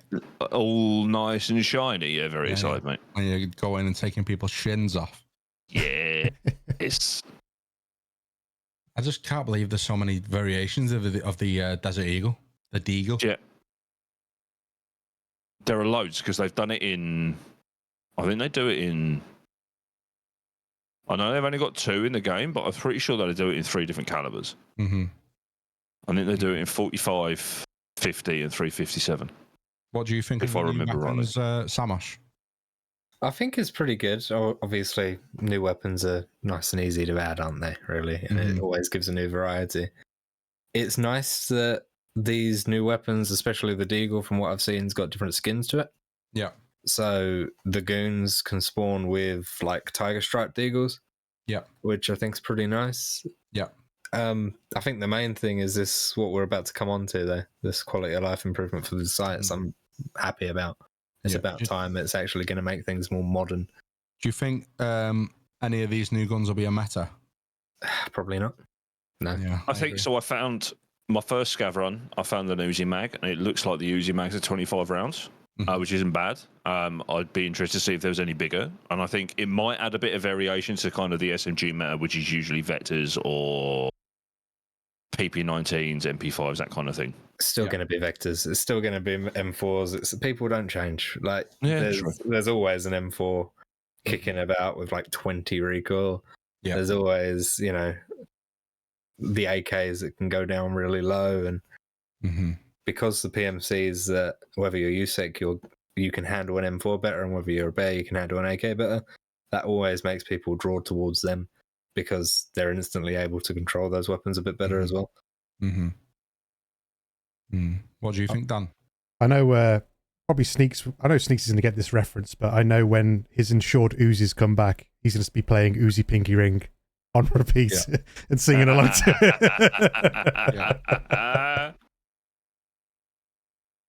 There's just so many guns, though. There are just so many guns. But, looking forward to finding them and instantly discarding them, to be honest. I kind of stick with what I know. I think everyone does, don't they? Like, it's like what Samash said. You're always going to find that M4 with the 20 recoil on it. Yep, exactly. Well, look, it's interesting. It's new guns. I imagine one of them will be broken. Whether that's the Uzi, I don't know. The Uzi kind of leans to be the one that is going to be broken the most in terms of its power.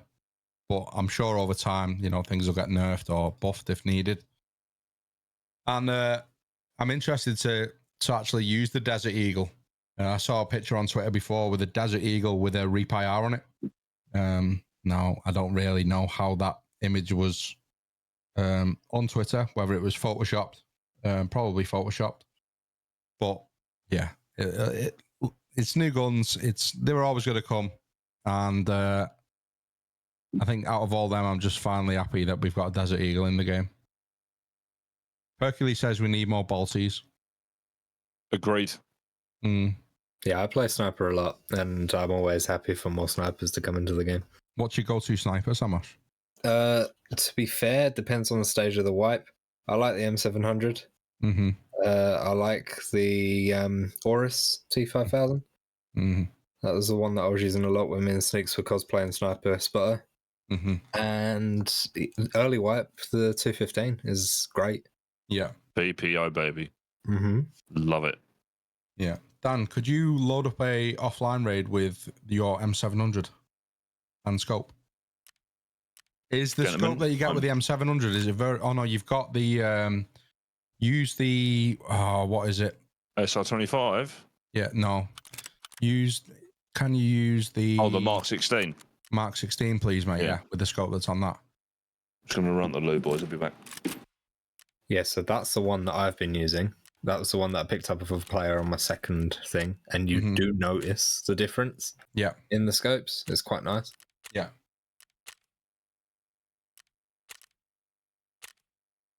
Just make sure it's offline, mate. It is. Don't want you losing that, mate, for the sake of the pod. No, I haven't played anything. I should reset my account.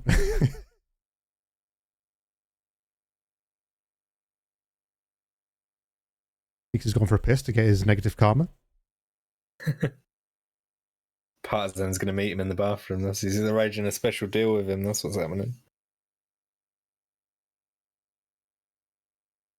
I want to replace the sound file for the negative karma with one of your voice notes, Sam. One of my farts.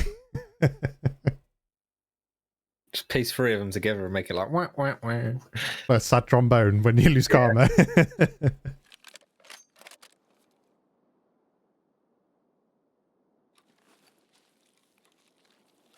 So just like talking into these quality of life changes, the first one for me and what Samos touched on then is they've added the ability to smoothly adjust zoom for a number of scopes. I'm not going to name them all because there are a number of them.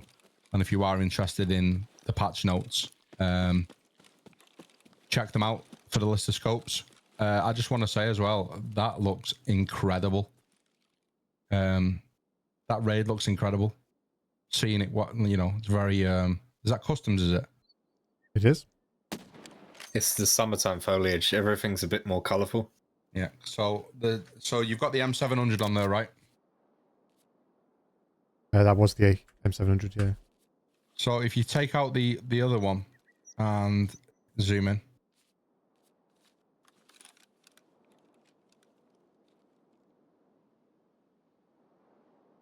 I believe now if you hold Alt and scroll up and down.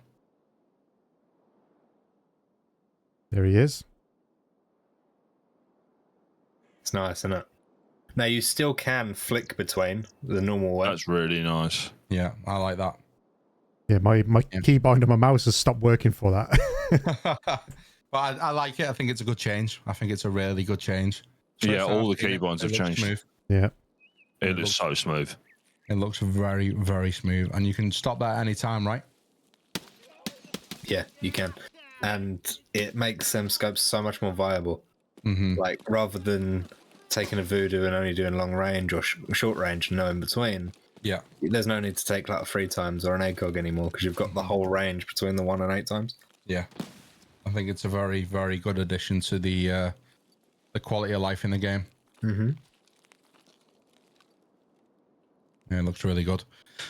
Other than that, they have done some work with selecting grenades. So they've now added a hotkey on the quick access bar, which will it'll show a grenade that the player will equip first. You can select the specific grenade by holding down G. The drop-down list displays only unique grenades with the respective quantities. How that works, we don't know. Samos, have you had a look at that? I haven't. No, I haven't even used a grenade. Yeah. To be honest with you. What about you, Sneaks? I haven't used a grenade either. So it'll be interesting. I'll bring one in when we go factory later, and we can have a little look at that. We can have a little look at that later when we go into factory. Flashlight and tactical device operation mode. They've added the ability to activate tactical devices and flashlights by pressing or holding a hotkey.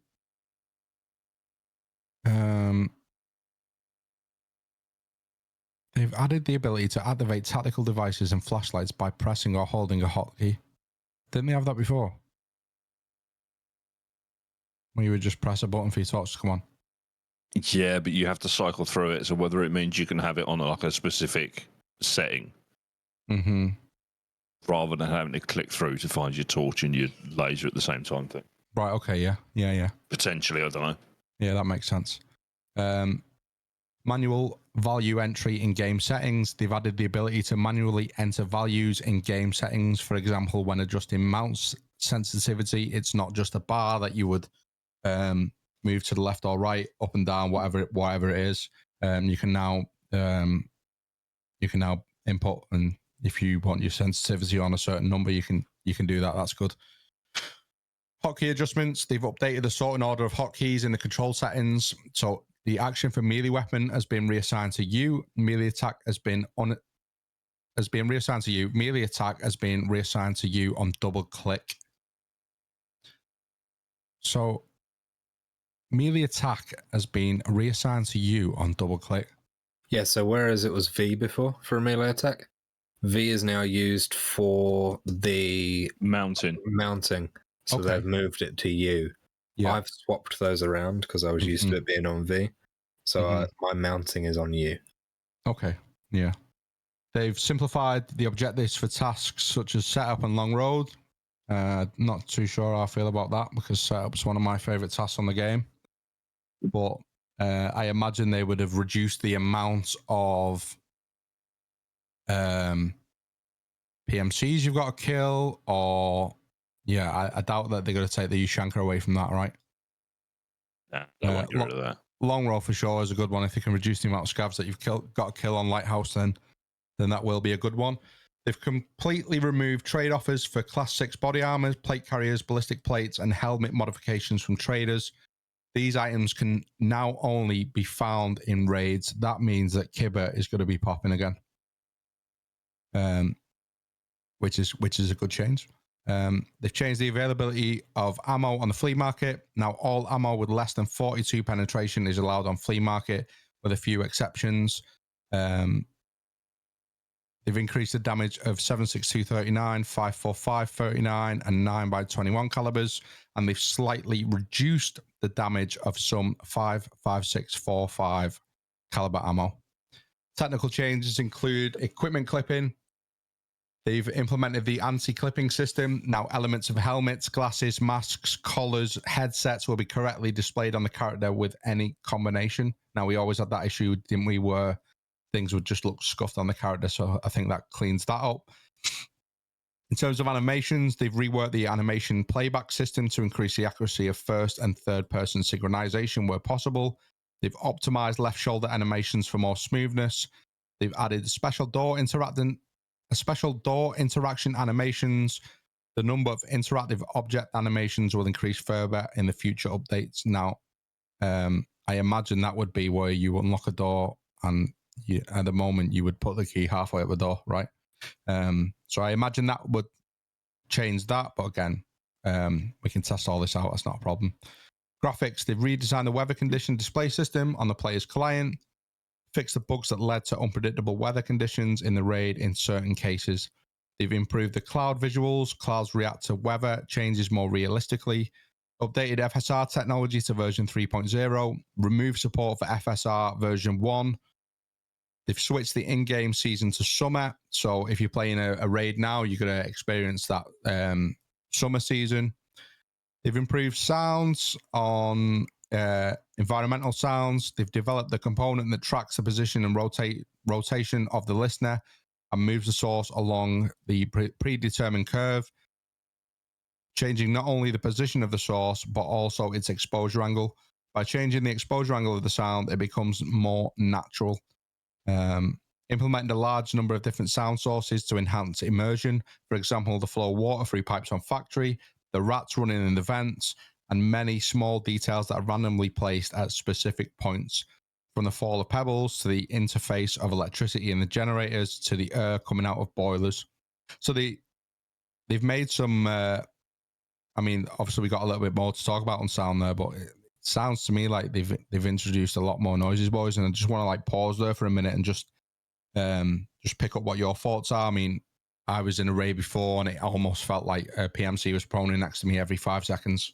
What do you boys think about the sound so far? I think that's more like the same sound, or you've just heard a sound that you didn't recognize and that's the closest thing you could think of. So it was a sound that I recognize from the sound of a PMC going prone. But it was just weird hearing it when I was running in game. Yeah. If you know what I mean.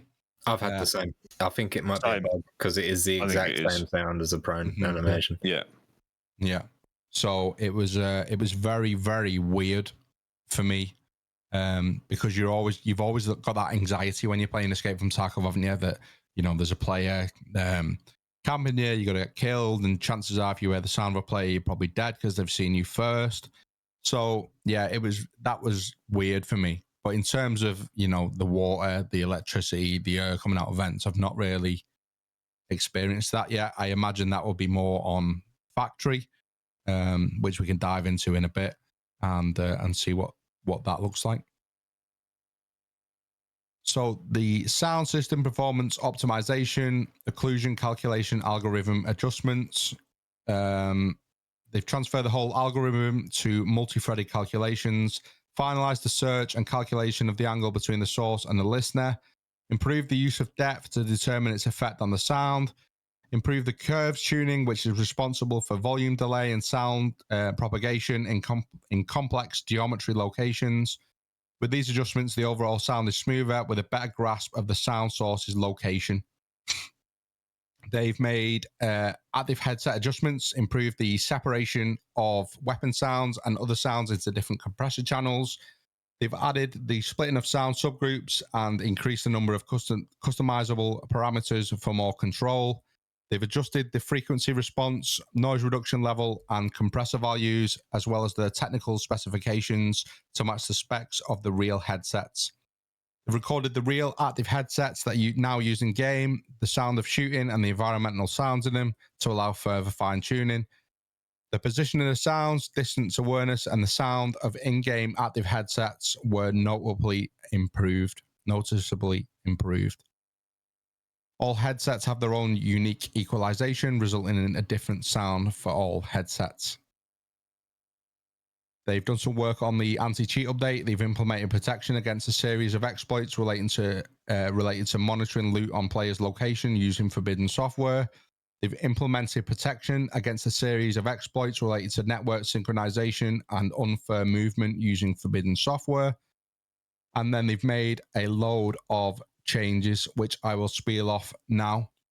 They fixed a number of visual bugs in geometry, textures, and culling on all locations. They fixed the incorrect status of DSP transmitter in solo PvE if the player entered the hideout before the raid. They fixed the visual artifacts when using FSR 2.2 on Ground Zero on Streets of Tarkov. They fixed the synchronization of loot state in the container when the weapon was folded inside the container. They have fixed an issue that caused explosion effects of a thrown grenade to be missing in certain places. Fixed the incorrect player dog tag status when transferring it to the BTR service. They fixed the automatic vaulting triggering when a player interacted with the inventory while with the vaulting and forward keys pressed. They fixed a soft lock when using a weapon that was looted from an airdrop in the same raid in PvE mode. They fixed the display of repair kit icons when using them from a container. They've fixed the incorrect bot spawn points in PvE. They've fixed the display of the killer's nickname on the post-raid screen in a situation where the killer died before the grenade they threw exploded. They fixed the soft lock when closing infantry while click dragging weapons. They fixed the Teray Pines Logic T12W site displaying over the character's hands when fixing malfunctions. They fixed the behavior of rogues when interacting with USEC faction players. They've fixed the incorrect display of KD in short and full profile statistics. They've fixed the display when sorting weapons by level on the mastering screen. They've fixed the incorrect display of the longest effective shot in the player's statistics.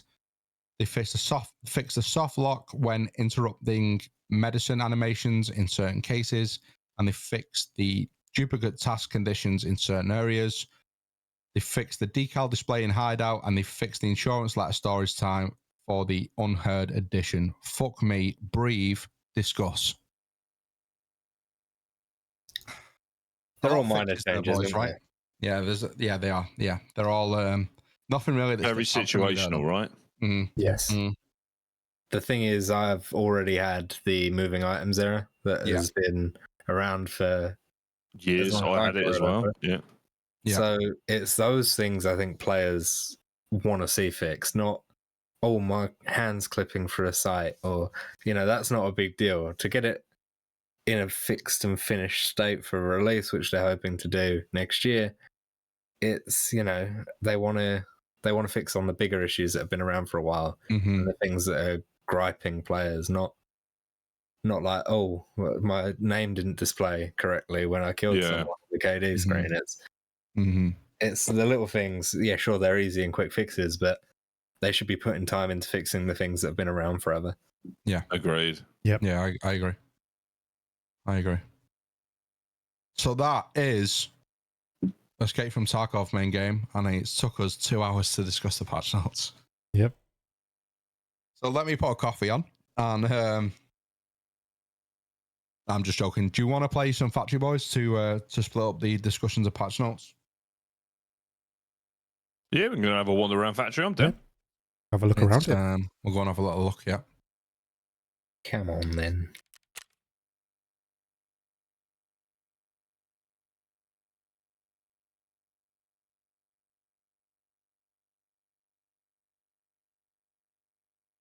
You guys need a quick break or anything to fetch water or anything? Or No, I'm all good. you happy? Yeah. Do you need a break, mate? I might just grab some more water, but that's about it. Yeah, it's fine. Just, do that now, mate. Yeah.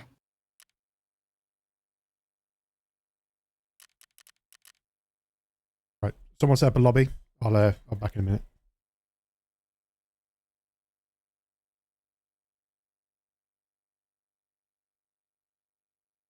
I think a lot of people's friends list has been wiped as well, which is super helpful. Has yours been wiped? No. Oh, mine's been all right. I haven't checked, to be fair.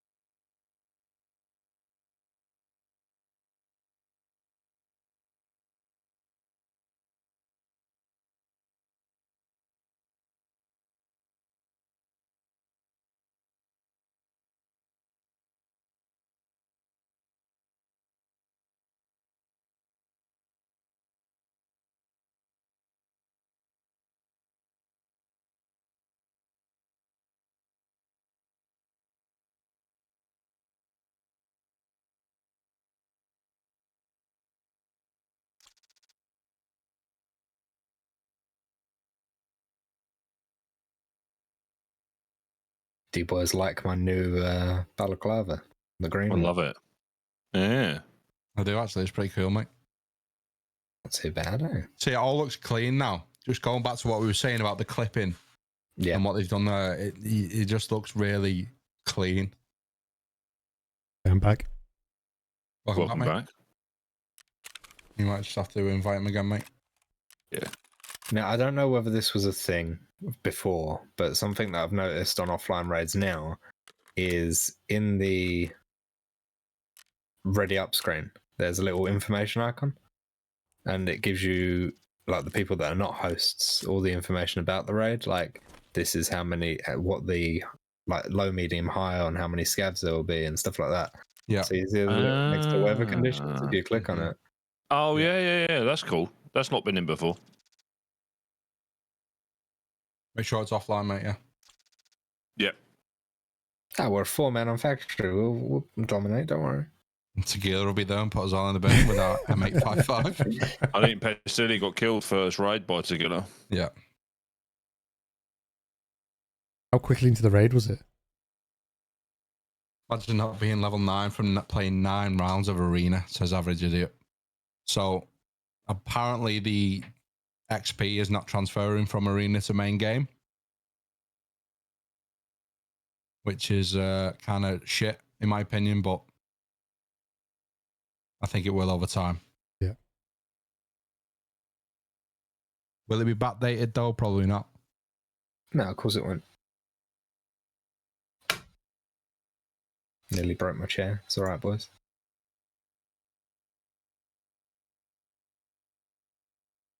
We got anything in Dan's sack to have a listen to? There is, but I don't know if my audio set up to play them. There might be just leftover farts in there, to be honest. I can give you those. I can give you those live if you want.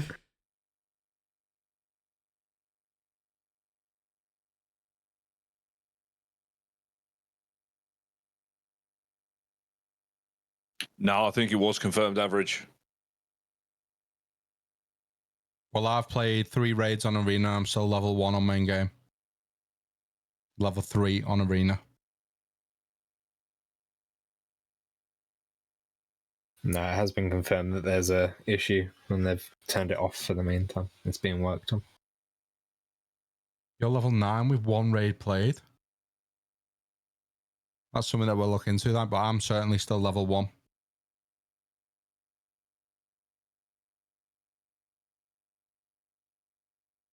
Unless that's something that they've recently done.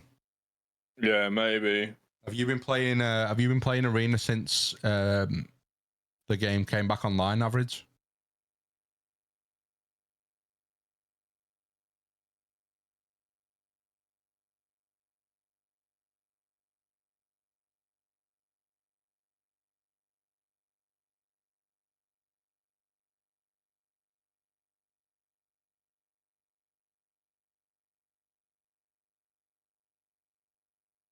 Yeah, that's crazy. I'm not too sure why then.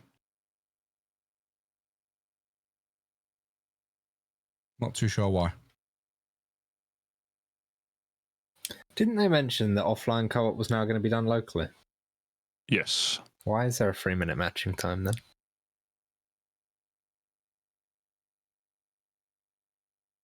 I don't know. Or was it just offline solo raids were I think it was done client side? It said before that the practice servers are like overloaded. I Yeah. can't remember what the wording was exactly, but everyone's doing the same positive. thing. We're in anyway.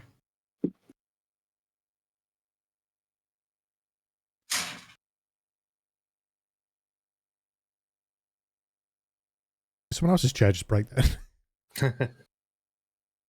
It was mine hitting the green screen, mate. I'm sat down, mate. Al broke another wall, I've mate. been stood up for 2 hours, mate. Smash another hole in the wall. I did, mate. Yeah. Another live stream coming soon. Very, very soon. Mighty Perkley says Sal almost exited through the hole in the wall. I did, mate. Yeah.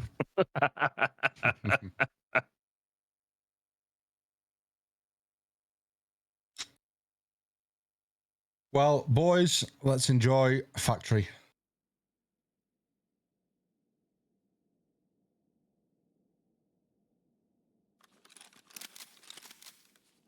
Oh, this is different, isn't it? Wow. Definitely, it's definitely offline this year. Yeah. We've got scavs on. No, Just the boys. just the boys. Just the boys. Oh, the pump room's unlocked. You don't need a key for it. I'll pump you. Oh, Wow. and you can get into the basement from it. That's cool. Who's with me? Who's going for that? Oh, So from what you guys are watching on stream now, you're seeing that from Dan's perspective. I'm pretty sure he'll explore the full map. But I have kind of just run off to the forklift area, which... is this Dan? Wow. No, this is me. Oh, Wow. I found Sal's hole. I'm coming. I'm on my way. Sal's wall, mate. Look. Wow. Wow. Look at this. This is insane, boys. What a change. You can definitely tell a difference, can't you? You can definitely tell how lacking Old Factory was. I get you. Yeah. Mighty Perkley says the new textures are on point. And lighting. Wow, nice this as is well. so much different. Yeah. What's that say?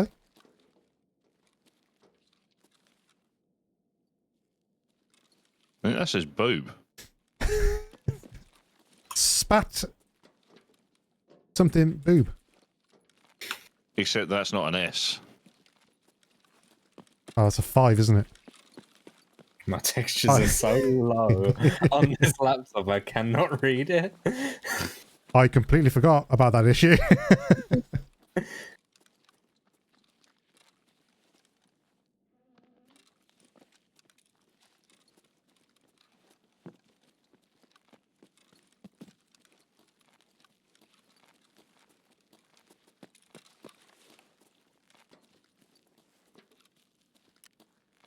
What settings are we running? Low. Right, I've turned it up. That says "brother by water." The literal translation of that. It's a fish, so it makes sense.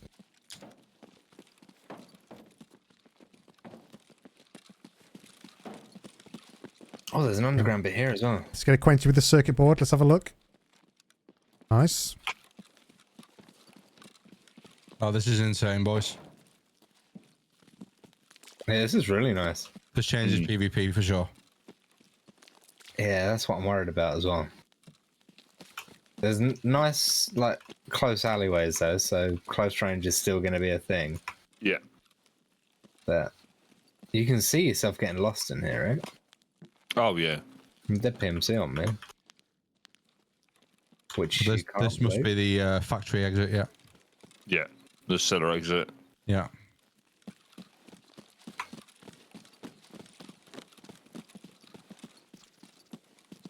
And this is the other side of forklift. I'm going to put my money on. Just Oh, hang on. Oh, yeah, you can get outside here. Yeah, there's another way you can get to that as well.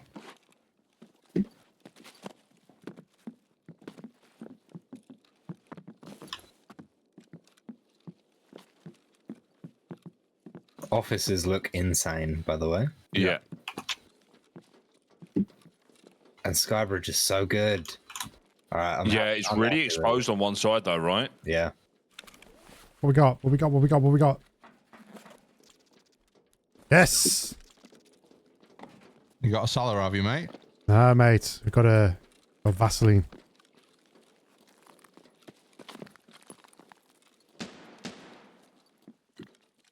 Mr. Cyborg has joined us from his holiday. Hello, Si. How are you, sir? Plorex is reliving his 14-year-old self. First time booting up Counter-Strike Source and seeing all the different maps in the new engine.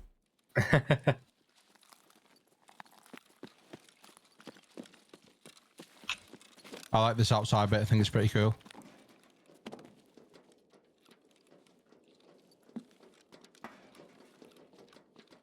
We're making that, right? Oh. Shall we check out the offices? Samos just shot me. No, I didn't. Don't lie. I've discovered a place you can get stuck, boys. Oh, Oh, brilliant. Oh, hang on. I found another outside bit. Oh, no. Is this... No, this is different. I found another outside bit through bathroom window. Oh, you can get outside. Yeah. There we go. Thank you. No worries, mate. I looked at the door and it didn't give me the prompt to close it. Well, I should have left you there, really, shouldn't I? But You could have, mate. It would have been good for the podcast. no. Oh, that's pretty cool. It's like that one that one They map flooded this in down Arena, right? area now. Yeah. Oh, there's an extract here. Look. This is Courtyard Gate, isn't it? Yeah. Yeah. What we got, sir? That truck's running as well, by the Got way. a fuel conditioner and a water filler.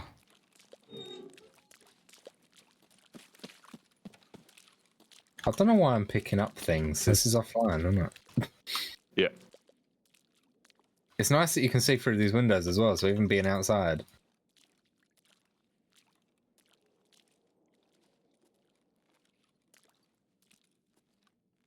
Oh, that's cool. You've got dead bodies in bathroom that are dressed like the guys in the film.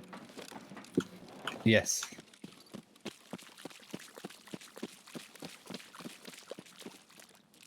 It's the little things, right? Where's it? Where are you two? We are underground. We're near medical. They flooded that whole area out. I'm coming up to offices now. They've made camping gate 3 a lot easier from Have they? like above. There's a lot of rafters that you can hide on. Wait, you can go you can go underneath offices. Yeah. So the map is just as big underneath, then, isn't it? Yeah. Yes. I'm stuck, boys, but it's okay because I'm living my dream of being a crane operator. by gate 3.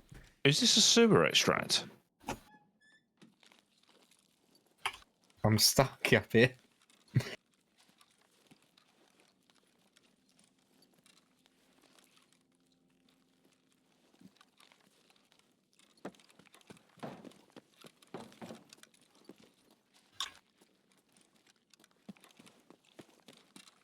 I wonder if this sewer area is going to be a potential extract. Are you actually stuck, Salash? Oh a shit! little bit, mate. BRB, just broke my legs.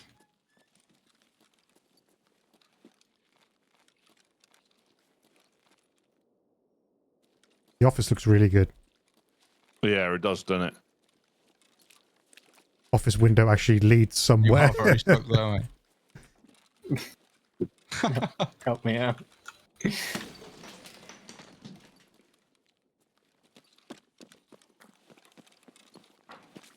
Oh, You can't jump out of there, no.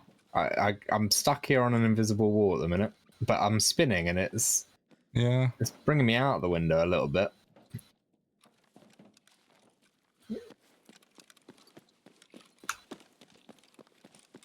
So what I did is I fell down this hole. Well, this one. Yep. And now I can't get out of this window. We just vault over.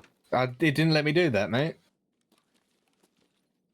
Call yourself a pro YouTuber. See, I'm pressing spacebar. It's not doing anything. I can jump, but as soon as I hold W, I can't jump. Right, that's it. Factory confirmed. They've changed the keyboard, Sam, so maybe that's it. No. I've got mine all reset when I was doing my settings. Oh, I jumped on the ladder and down. There we go. Did it. Happy days, mate. It looks cool though, man.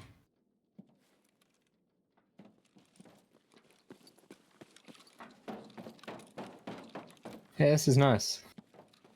Oh, gate 3's got a forklift in it.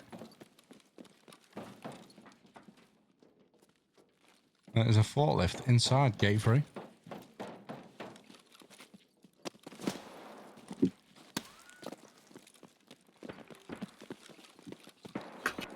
Oh, there is.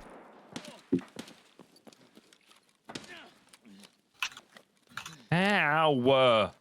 You blacked me leg. Anyone bring a grenade? No.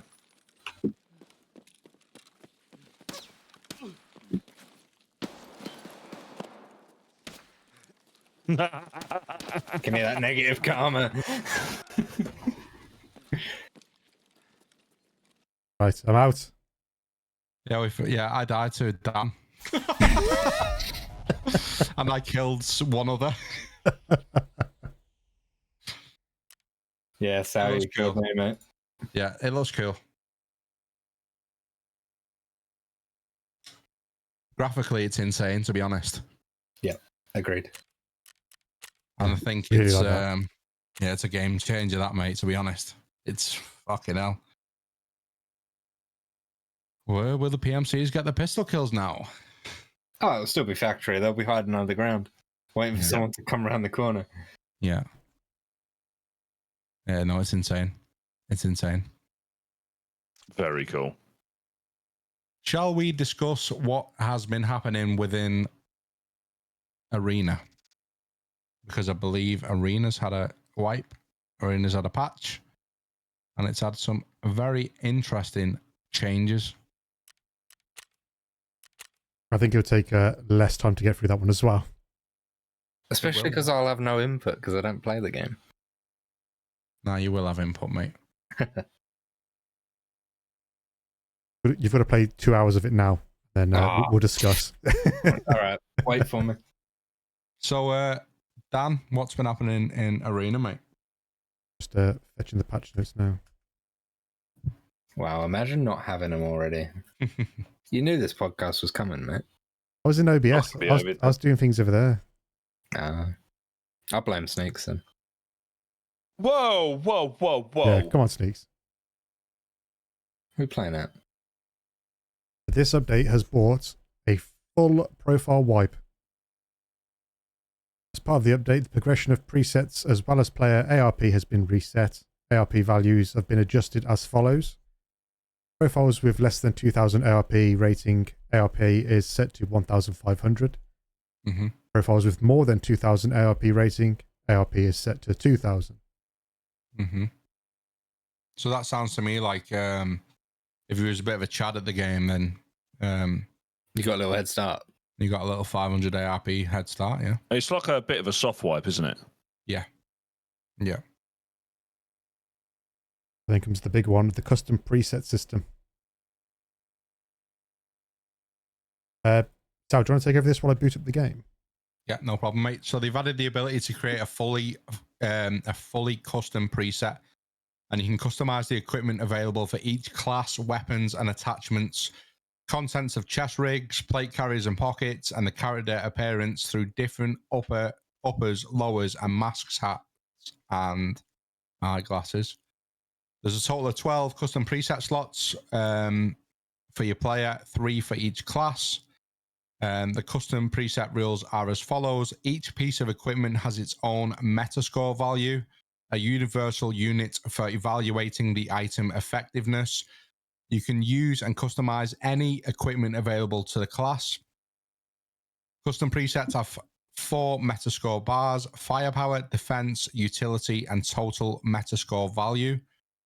The firepower bar displays the metascore for your weapon, ammo, and weapon mods. Defensive bar displays the metascore for all armor elements and items with protective properties. The utility bar displays the metascore for medicine, gear rigs, and headsets. And the metascore bar displays the total potential preset power. Each bar has lower and upper limits.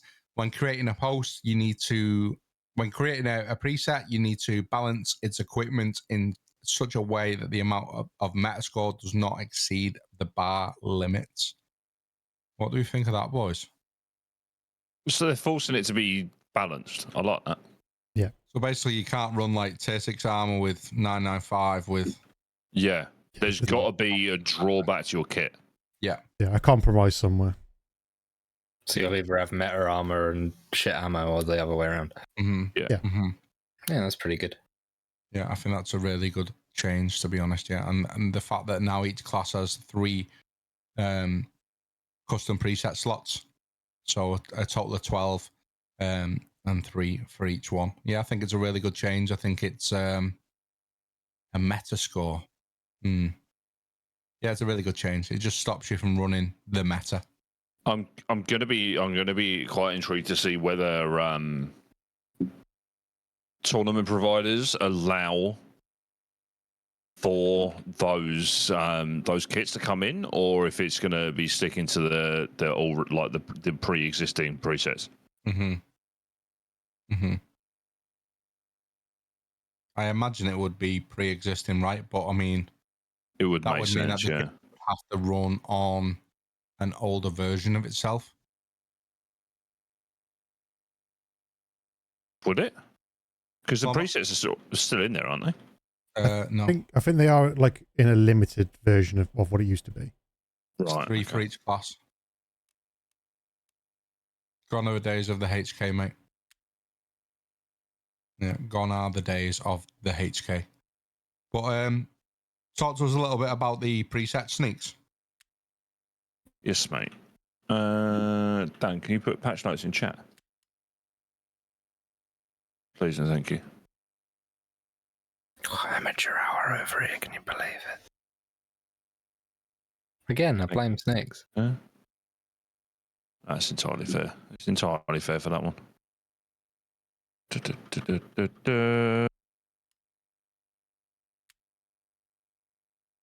Yeah, so they've reworked the presets for all classes. There are now 3 starter presets available in each class. All equipment from the standard presets is available immediately and can be used to create your own custom preset. There are collectible presets that are going to be improved and adapted for custom preset system and return to the game in the nearest update. So I'm assuming that'll be the Rigi kit, and other ones. Mm-hmm. The preset tier system has been fully removed from the game, so there aren't, class 2, 3, 4, and 5 kits anymore. Mm-hmm. And the CQB class has been renamed to Enforcer. Each piece of equipment is assigned to a class. The equipment can be available for all classes or only for specific classes. It's I think it's good that they've taken the tier system out of the game now. Agreed. It was, as much as they said that they don't want it to be a 5v5 competitive game, for something that is a 5v5 competitive game, that made no sense. Yeah. But yeah, I'm kind of glad that they've been removed from the game. Renaming CQB to Enforcer is a good change as well.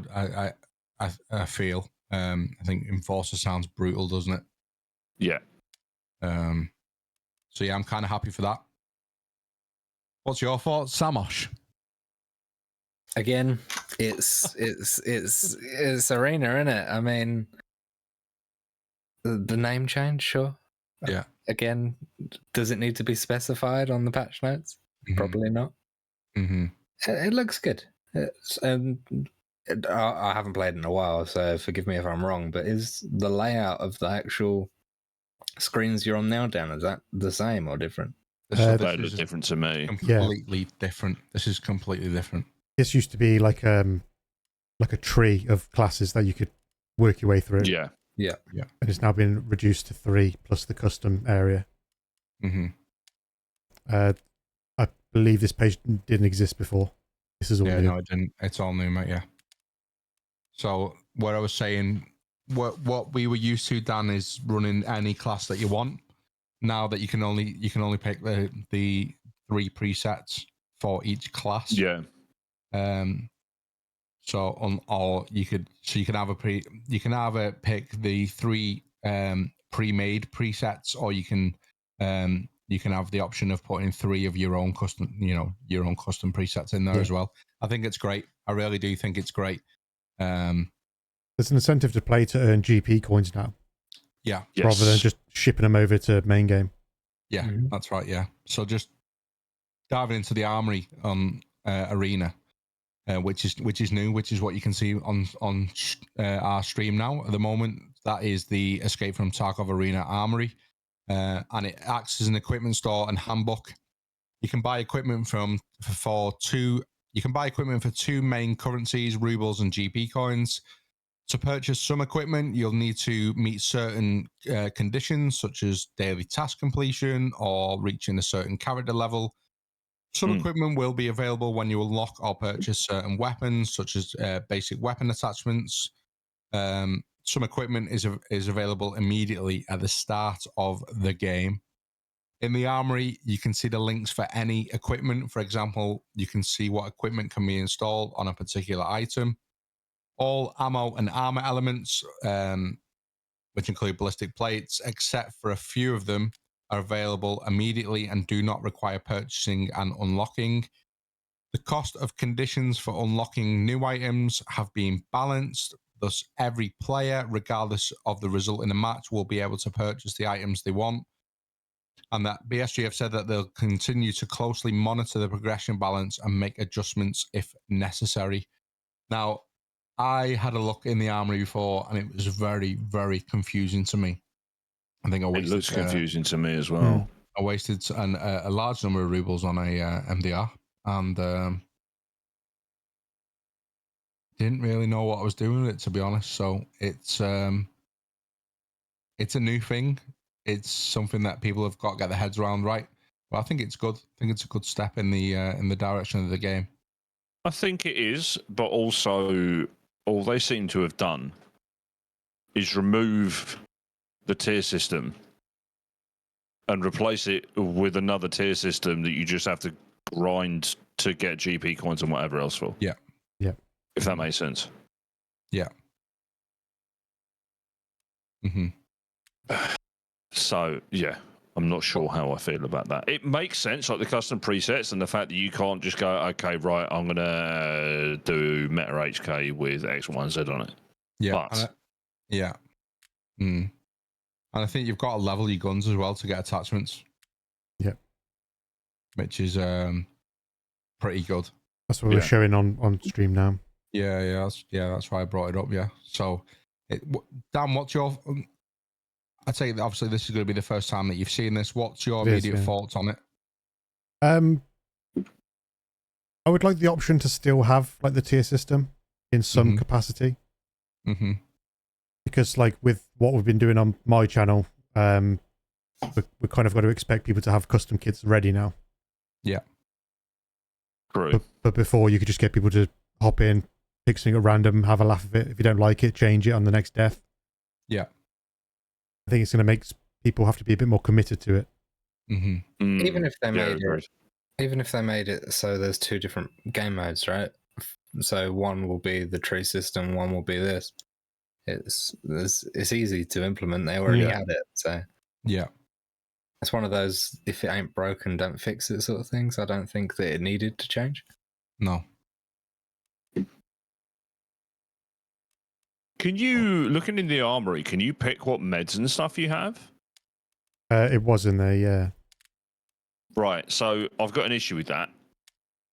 Yep. And it's been one of the main issues that I've got with Arena and trying to kind of, because I almost class Arena as like a gateway drug to the Tarkov universe, if that makes sense. So like it's, it could be used really effectively as a tool to encourage more people to then potentially try out main game. Yeah. Because it's a lot more easily accessible for someone that isn't like a survival game enthusiast. But if they go, you know what, I really enjoy the combat system, I'm going to try main game or whatever else. Why is there not just set meds? There's an IFAK, a stim, and a hemostat, and a splint. And then you go, okay, so I don't need to learn X, Y, and Z because every class has got the same meds. So yeah, you can go and try out different guns, but you don't need to worry about, oh, well, what does this stim do? What is this healing item? But like, you don't need to learn the entire mechanics of the game to actually make it work. Yeah. I think that's the issue that I've got with it. Like, it doesn't make much sense to me in that respect. Yeah. I don't know what your thoughts on that are. I think, well, you're always going to have the three fixed presets, aren't you? So you're always going to be able to use them to learn what the meds are and things like that. I think. True. I think just looking at stream there now and the injectors and things like that, I don't know. For me, it's like it's Tarkov, right? It's not a competitive esports game as much as it's trying to be. If you compare it to the likes of Counter-Strike and things like that, but it's maybe it's the new type of competitive game. But in my honest opinion, I highly doubt it's ever going to be that. It's always just going to be a bolt-on to the main game. Yeah, I mean, I guess with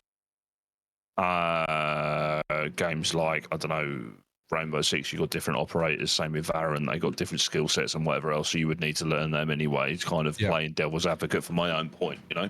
Yeah. So yeah, I don't know.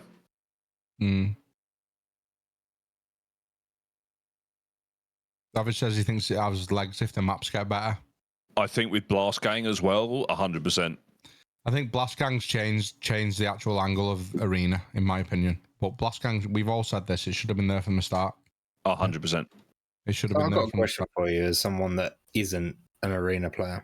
Yep. Do you guys think Arena is successful? I know, Dan, you play it a lot, but you play it in custom games with your community as sort of a community event. Do you think as a sort of esports ready title that it was trying to be, do you think it's successful in that? In terms of success, though, who do you mean successful for Battlestate Games? I'm talking about success for them. Do you think it's good for the community? Do you think it's worth even being made? Do you think the time and effort was worth all that sort of stuff? Do you think it's worth it as a whole? Do you think that game needs to be there? Or if the game went away tomorrow, do you think people won't miss it? Dan? It's a weird one because I've kind of got my enjoyment out of it in a very specific set of parameters. Like I don't really play ranked that much, but I don't know. It's been successful for me personally in, like, you know, bringing my community together to have some games together and have a laugh with it. But on a grander scale, I'm not really sure. Yeah. As someone, like, I'm not a big creator at all, but I'll quite often be top of the category. Yeah. With me just memeing with my friends. You don't really see like the big names in there ever. You probably see them today, but yeah.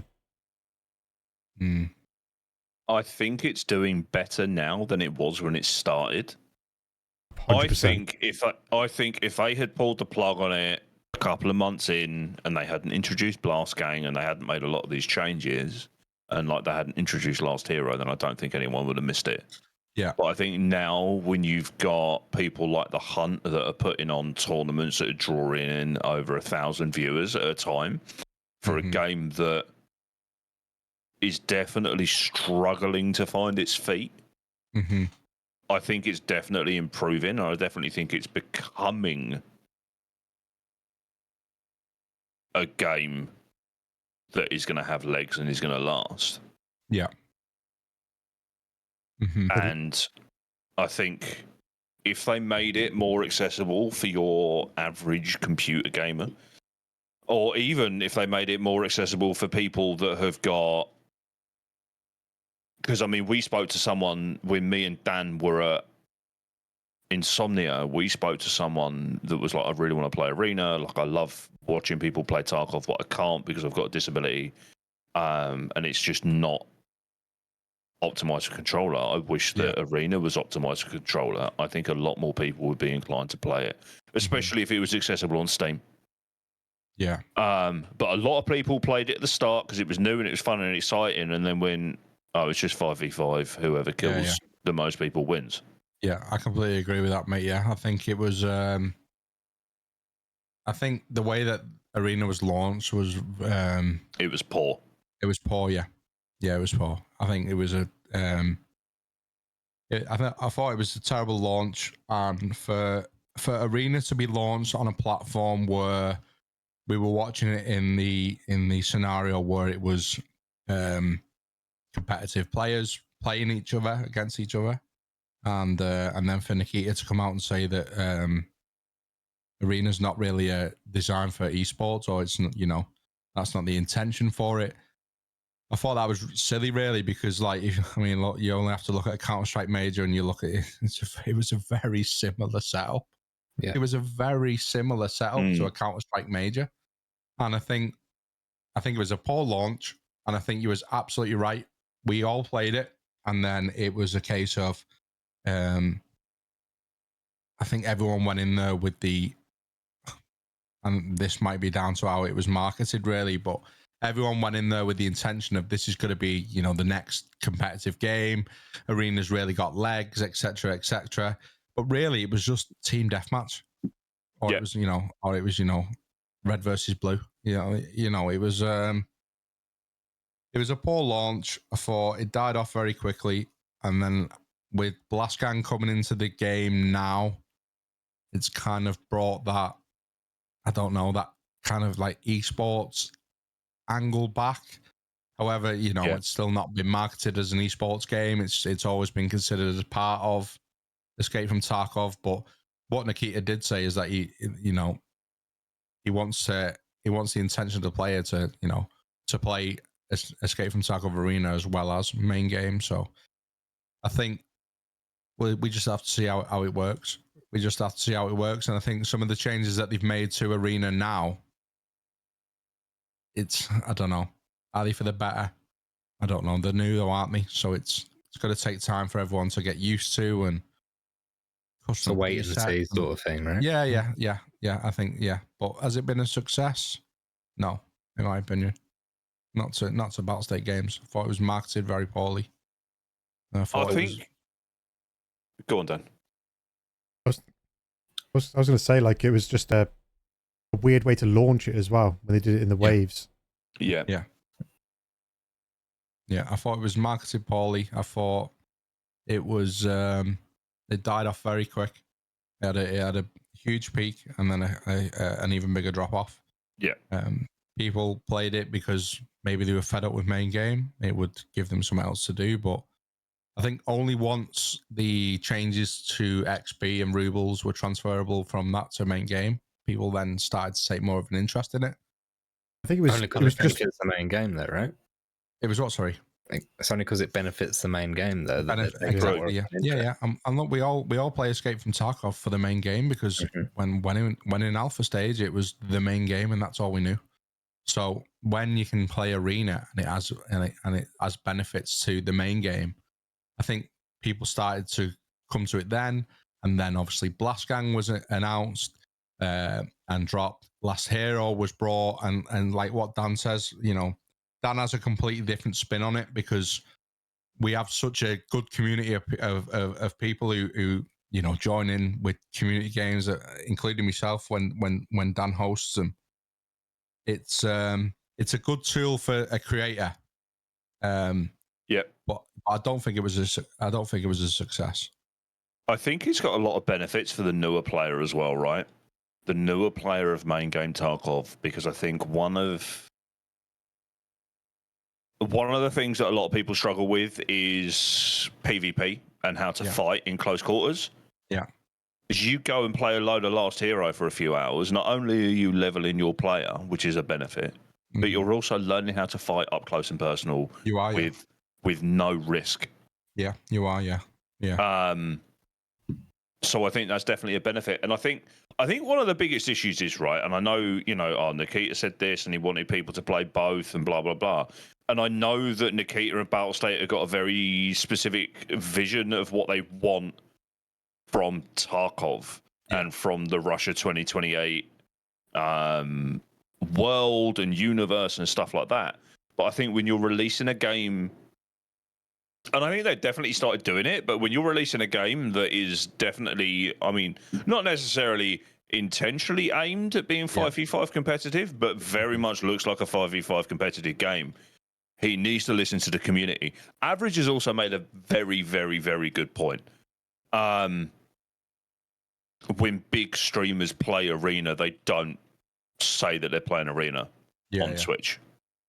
Yeah. They say that they're playing main game Tarkov. Yeah. Which isn't going to help the game in the slightest. I think that this like European like league that's going on at the moment has definitely brought a lot more eyes to it. Yeah, which is cool. I mean, like Hunt have managed to kind of get some big sponsors for it as well. Yeah. And you've got some fairly large esports organizations that are paying people to play Arena. Yeah, they're not making Counter-Strike or League of Legends money, but they're still getting paid to play Arena at a quote-unquote professional level, right? Mm-hmm. And I think that's only a good thing that you've got these esports organizations that are invested in this kind of stuff. Yeah. But I definitely feel like it needs to be accessible to people that don't know what Tarkov is.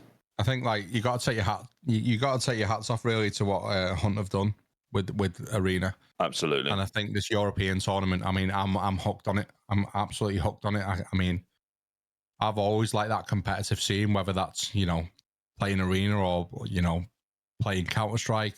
I've always liked that sort of game mode. So to host a tournament, with players who you actually know and who are part of a community, shout out the TFG team. Oh, hell yeah. I think it's absolutely changed everyone's perspective on it. And I think it's opened a lot of people's eyes, or it's drawn a lot of attention to the game. But, I go back to what I say.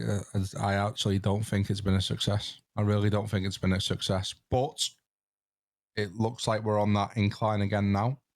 Yeah. And hopefully, what Hunt are doing at the moment, that's just the start of these things that we're going to see on the regular. Yeah. I hope so. Because as much as I don't play it a lot, I enjoy playing Arena, man. I enjoy playing Arena. It feels good. It plays well. Yeah. And I still don't understand why Blast Game wasn't the first game mode. Yeah, it should have been from the start, mate. Yeah. It should have been from the start. That would have sold it to so many people that play Rainbow Six, that play Counter-Strike. Oh, Bomb Plant mode, that play Call of Duty on PC. Oh, it's Search and Destroy. Yeah. But it's a different Search and Destroy. Mm-hmm. Sold. I'll try it out. I know what the game mode is. I know what the requirements are. I have to learn the mechanics. Yeah. I think Last Hero was really like the turning point for it, wasn't it? Yeah, it was. That is such, massively. There's no risk with that game at all. You just you test a kit, you die, doesn't work for you, you try a different one. You play that enough, you're ready. You're ready for Blast Gang then. Should have been there from the start, Dan. Yeah, it really should have been there from the start. But look, it obviously wasn't ready, and that's fine. But I'm just glad it's here now, and you know, we're seeing a lot of attention now back onto Escape from Tarkov Arena, and especially when they're doing separate Twitch drops for Arena as well. I think that's going to be pretty cool. So people are going to get drops for specifically for Arena, which I think is really good. We haven't seen that before, have we? So yeah, look, it's good. It'll be interesting to see the journey of that game now, and hopefully, you know, these changes that they're doing in the patch are going to pay off. I hope they do. I really do hope they do. All right, Sam, I've got a question that kind of bounces off the question that you asked about Arena. Yep. Considering you've played Tarkov since pretty much day one. Pretty much, yep. 0.1. Would you say that Tarkov, before that first set of Twitch drops, was a successful game? 100%. I preferred it. Yeah? It's become too mainstream. That's my thoughts on it anyway. I don't think that Battlestate were ready for that massive increase on Twitch drops. Yeah. I'd agree with that, yeah. And they had to then fix forward. That they were like trying to fix the servers that weren't ready. They couldn't handle the influx of players. When Tarkov was a niche game, because admittedly it is a niche game in terms of how hardcore it is, all the stuff. Yeah. It's far better when, you know, people that are COD mains aren't playing it. I'm not saying they shouldn't play it, but they're playing it like it's Call of Duty. Gotcha. And it's pushing that play style on. Yeah. Which is why we get the changes like you can't go for a piss without Partisan giving you negative karma. It's why you can't, you know, people get called out for being a rat when they're sitting around for too long. When that isn't what this game should be. When did these Twitch drops occur? When was it? What year? 2017, wasn't it? The first Twitch drops. Yeah. No, a lot of people say that the Twitch drops like killed Tarkov. Like, how big of a shift was it when the drops happened? Massive. It was massive. It was just when Interchange was added as a map. Mm-hmm. And it was going from having people that are all playing quite tactically, and the community is well established already within itself. So, you know, like for example, in the content creation scene, you go to this person and you'll see that sort of gameplay. You go to that person and see that sort of gameplay. Yeah. And people were then learning how to play the games off of Deadly, off of Pestilli, off of Cotton when he used to play it. All of these old school people were playing the game like a tactical shooter. Yeah. And now if you scroll through Twitch and have a look at the top page, you've got, I'm not going to call out names, I don't even know the people that are playing it now, but you've got the people that are jumping, strafing corners, 360 shooting people and trying to go for the lowest recoil possible. And it's just, I feel like the servers are not cut out for it. Not just the servers, but the whole infrastructure, the code doesn't work. Yeah. Because they tried to patch forward and they were like, oh, there's so many players now, we need to bolt on to what we've already got, rather than taking the time to go, we'll take this back, we'll implement new things and change the code. They're just going this on top of this on top of this. And it's building up and creating a mess. Yeah. So that was 2017 when them drops happened. Yeah. It's one of the reasons that they introduced inertia, wasn't it? Was to take load off of the servers. Yeah. And then, so what you got to imagine though is 2017 these drops happened, and then I imagine they happened the year after that as well. They continue to be yearly, yeah. So and then the year after that, and then COVID hit. And I think the biggest one was 2020, wasn't it? Biggest one was 2020, yeah, because of COVID, because everyone was sitting around.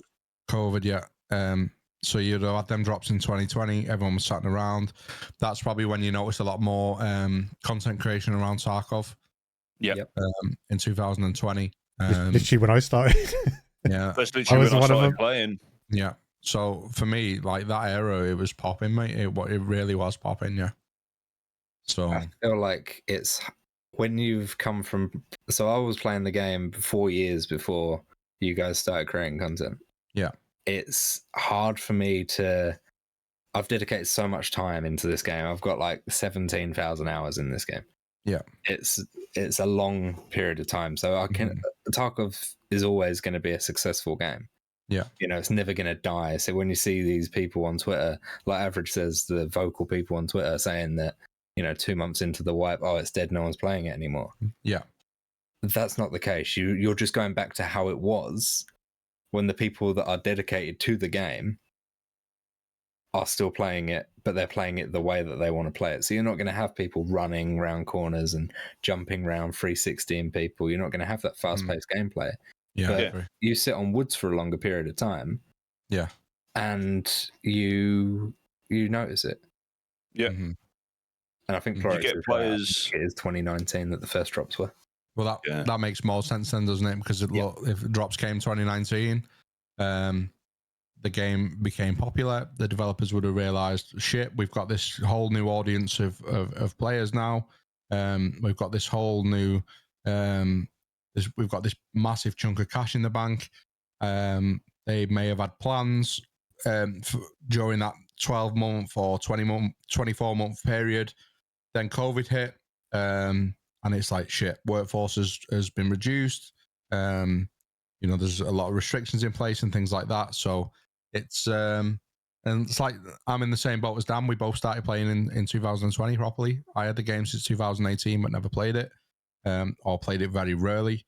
But look, the game, in my opinion, the game's blown up. I think it's became its unique. It is. It's very unique, isn't it? Yeah, exactly that. So unique that people are comparing every other game that isn't even trying to be Tarkov to it. Yeah. Which I think is another problem, but that's not a problem of Tarkov at all. Tarkov's doing things right there, where everything, you know, the community think everyone that's making an extraction shooter from now on is going to be Tarkov. Yeah. So they've done something right with that, but people shouldn't compare it all the time to Tarkov. I literally saw a Forbes article on my phone today saying, Delta Force have got the possibility of being the Tarkov killer. No. And I'm like, but it's not trying to be anything like Tarkov. No. At all. It's an extraction shooter, but it is... that is the only thing that links it to Tarkov, is that it is an extraction shooter. Tarkov wasn't the first extraction shooter. It's done it the best. It has done. I would potentially argue. Yeah. But it doesn't mean that there aren't other games that can't do other things. What Delta Force is what DMZ should have been in Call of Duty if Activision actually gave a fuck about the community. Yeah, I completely agree, mate. Yeah. DMZ was a flop, in my opinion. DMZ was a massive flop because it had no support very quickly from the developers. Whereas Delta Force have gone, DMZ was really cool. No, I'm putting words in their mouth because I haven't had conversations with them, but it feels like they went, DMZ's really cool. We want to do an extraction shooter. Let's do our own extraction shooter where the people have got abilities. We can do X, Y, and Z. There's going to be these kind of things that you can do, like in-game events, like, you know, you had the nuke events and stuff in DMZ and in Warzone. Like, we're going to have these like things that you can loot, and they show the players, and like it's completely different. They haven't gone, we're going to make a hardcore extraction shooter and try and take the crown off Nikita. They've gone, we want to make an extraction shooter that's cool and fun. And they've done it because it is cool and fun. Like, if when it comes out of this alpha test and it comes back on and I'm knackered from work and I don't want to play Tarkov on stream because I'm tired and I want to have some fun, I'll probably play Delta Force. Yeah. Because I can play an extraction shooter that's got fun PvP, and it's in not necessarily my niche because I'm trying to do a lot of variety stuff, but it's in a niche that my community knows that I play extraction shooters on stream and I play Tarkov. Yeah. But my head's fucked from a long day at work. I can go and play DMZ, and it don't matter if I fucking lose a kit. It doesn't matter if this happens or that happens, because I just go, I'll kit back up and I'll go again because it's fun. I think, like, when we've touched on this on previous episodes of the podcast, the only Tarkov killer is Tarkov itself. But the only thing that's going to kill this game is Battlestate, 100%. Yeah. And they've been close a few times, in my opinion. They have, yeah. They were very close this year, actually, yeah. the whole, when I know, having beef with other games, every game company has it. But the whole thing with ABI when they was having their playtests about saying you've just copied our skins and stuff like that, and then the whole community jumping in and trying to prove for or against that, that doesn't do any favors for Battlestate, especially with ABI being a Tencent-owned game. Yeah, they don't care. No, they'll throw money at the problem. Yeah, they'll throw money at the problem, and they'll throw lawyers at the problem, and they will bury Battlestate in court, and then it will collapse. And and Tencent won't even need to step foot in a fucking courtroom. Exactly that. The one game I do feel sorry for is Grey Zone Warfare. I thought that was a really good game. Yeah, they haven't had a chance. But then again, they haven't added much. They dropped to make that really it unique. They dropped that really. Financially, they dropped that really good time because look, Tarkov was on its knees and players were scrapping around for something to play. So Grey Zone Warfare dropped in a terrible state, in my opinion. And it wasn't optimized. It wasn't ready. But they dropped because they thought they could capture the market. They actually thought that they could capture the market. But look, it just goes to show, mate. Look, Tarkov has only got to do one thing and the players come back. Tarkov, Nikita is a very, very clever man. He is a very, very clever man. And, we've all said it. The only Tarkov killer is Tarkov themselves, the Battlestate games themselves. So... I still think Grey Zone's got a lot of potential. Yeah. I really do. They just need to do more content drops and more updates and actually spend time in patching it out. Yeah. The optimization was the biggest thing. Releasing a world that dense with that much foliage and stuff like that, where everything's being rendered at once, kills systems, right? Yeah. So it was a struggle for them. But I think it has legs, 100%. I've got a half decent PC, and there were points when Grey Zone first dropped that I was getting like 5 frames on a map, and I wasn't even streaming. Like, I didn't have any extra load on my PC. I was getting 5 frames a fucking second, which is a shame because I really enjoyed it. I really enjoyed the environment, and I think it's got, like, and I've said this before on a previous episode of the cast, like, I think in terms of, like, Tarkov does one thing really well, and that's atmospherics and how you feel when you're in the game. And I think that Grey Zone has the ability to do the same thing. Yeah. The day-night cycle, when that comes, will tell a good tale. Being in an open world like that, being able to run around those villages that are populated with AI and players at night will be pretty interesting. Yeah. Time will tell with that game. I think it's going to be a slow burner. I feel like it's going to be one of those like DayZ standalone where there's nothing, and then it slowly starts getting better. Yeah. If they start adding mod support and private servers, then who knows where it can go. I agree. Yeah, I agree. It's going to be one of those niche games like Squad, isn't it? And I mean, Squad's a very big game. And like stuff like Insurgency, those kind of milsim games, it's going to be very much like, it's going to fall into one of those niches where it's got an obnoxiously loyal player base. Yeah. Well, then just there's nothing wrong with that. Yeah, well, no, there's nothing wrong with it at all, mate. There's nothing wrong with it at all. So, but yeah, just to summarize on and just to discuss just the other stuff that is in the Escape from Tarkov Arena patch notes. They've added progression and level system for weapons. Levels are for getting kills in a match. Experiences awarded for the weapon used to score the kill. Doesn't matter if you win the match or not. Experience for a single kill is set to 250 XP for team fight and blast gang modes and 100 XP for last hero. Double and triple kills are rewarded with an increased amount of experience. Each class has 100% experience bonus for the first game of the day with no weapon limit. For example, you can use the same weapon in different classes and receive several first day bonuses. Please note that you can only receive 1 class bonus per match. When changing presets during a match in Blast Gang and Last Hero, experience is distributed based on the number of kills on the weapon. Once unlocked, weapon attachments are given for free and available for installation on any available weapon without the need to unlock them again. The number of levels on different weapon systems may differ from each other. For example, the M4A1 has 30 levels, while the AKS-74UN only has 7. Some weapon attachments can be in the progression of several weapon systems at the same time at different levels. To get such attachments, you only need to unlock it once on any weapon. By playing with a single weapon, you can unlock most of the best attachments for it and related weapon systems. And then finally, they've done some work on the daily and weekly tasks. So they've simplified all tasks. They've removed complex and multi-part tasks as well. Weekly tasks now have a guaranteed reward of 1 Liga medal. Oh, tasks thank for team God. fights, I know. Tasks for team fights, tasks for team fight and blast gang have been merged, except for the unique task where you have to eliminate enemies before the capture point appears for team fight, and plant and deactivate the device for blast gang. Added a new objective for team fight mode, capture the objective by yourself. Added a new objective for blast gang mode, plant or deactivate the device by yourself and eliminate the enemy with the device.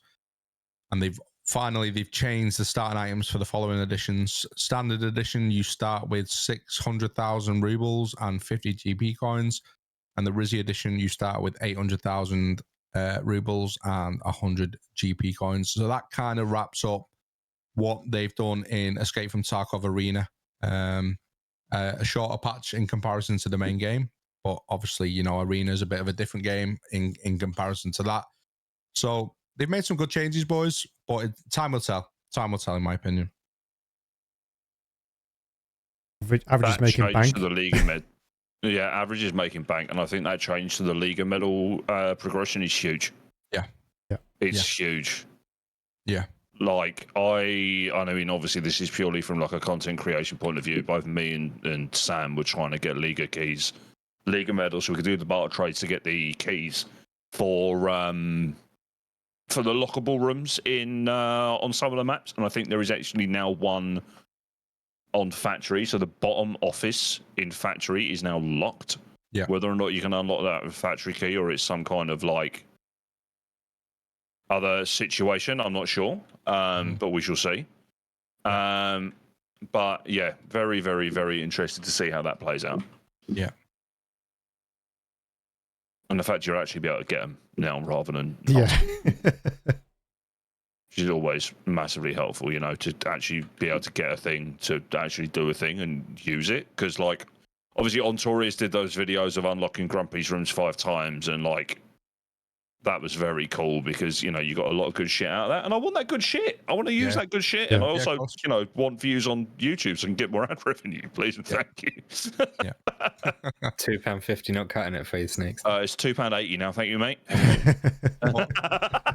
I mean, yeah, look, the changes have come to Arena now, finally. They've made some bold moves there, especially removing the tier system and bringing the custom presets in. So let's just see how it pans out. I imagine it's going to be, in the long run, better. But yeah, let's just see how it pans out. I'm not an Arena main. I never will be an Arena main. But for me, Arena's just a side game to Escape from Tarkov, where if I kind of feel a bit of a burnout, and especially what I'm going to do this wipe is play Arena more to prevent me from just like binning the game off completely. It's got potential. It's got huge potential. Hopefully, I want to see it in that type of like esports category going forward. And I think some of the good stuff that we're seeing at the moment, especially with Hunt, is beneficial. I really think it's doing wonders for the game, and yeah, I look forward to seeing what it looks like in the future. Yeah, me too. Very excited for it. Do we want to get some games on Arena, or do we want to wrap this up and then get some games, or what's everyone's thoughts? I think I don't have Arena installed, and I need to eat something. It has like 40 gig left, so I won't be able to join you for Arena. And, I think we could save it for the drops week. Yeah. We'll do another one of these. Yeah. Well, I didn't expect it to take this long to go through everything, but you know what, boys? It's been a thoroughly enjoyable episode. It's been an And absolute you pleasure. can get fucked off if you think I'm editing 3 hours of audio, mate.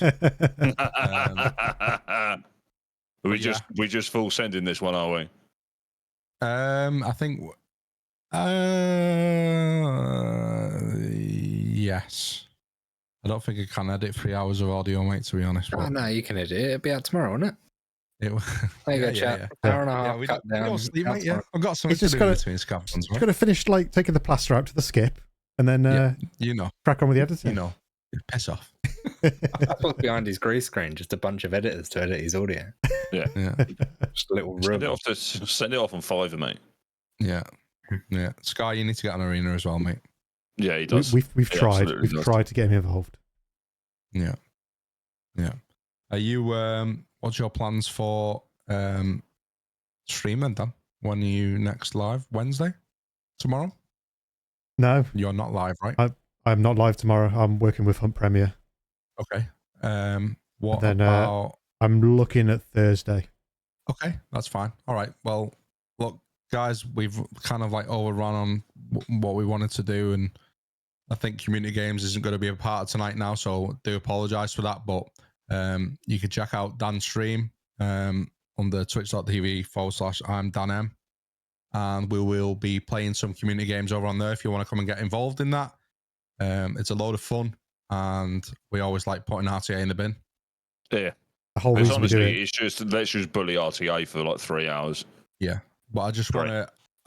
kind of want to just wrap this pod up by just saying thank you to everyone who's taken the time to listen to our episodes so far, and the people who have engaged with our content. It's been really enjoyable from all of us so far, and we look forward to jumping into this patch and bringing regular discussions and content out on it. But we couldn't do this without everyone's support. So again, from all of us here, we just want to say a massive thank you.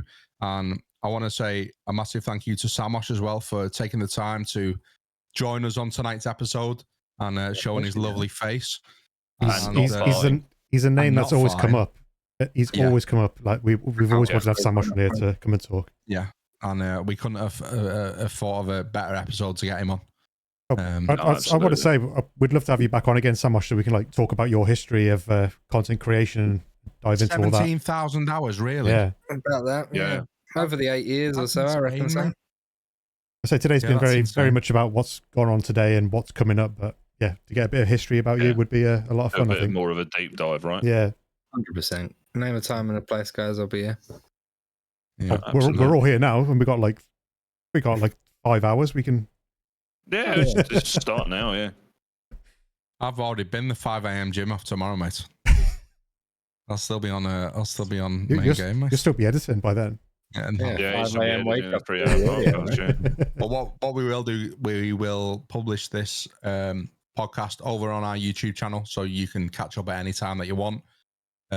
Make sure that you drop us a follow on this Twitch platform. That'd be great. That would be greatly appreciated for all of us. It's always a platform that we look to bring more live content to. So yeah, if you can, drop us a follow. It's free to do.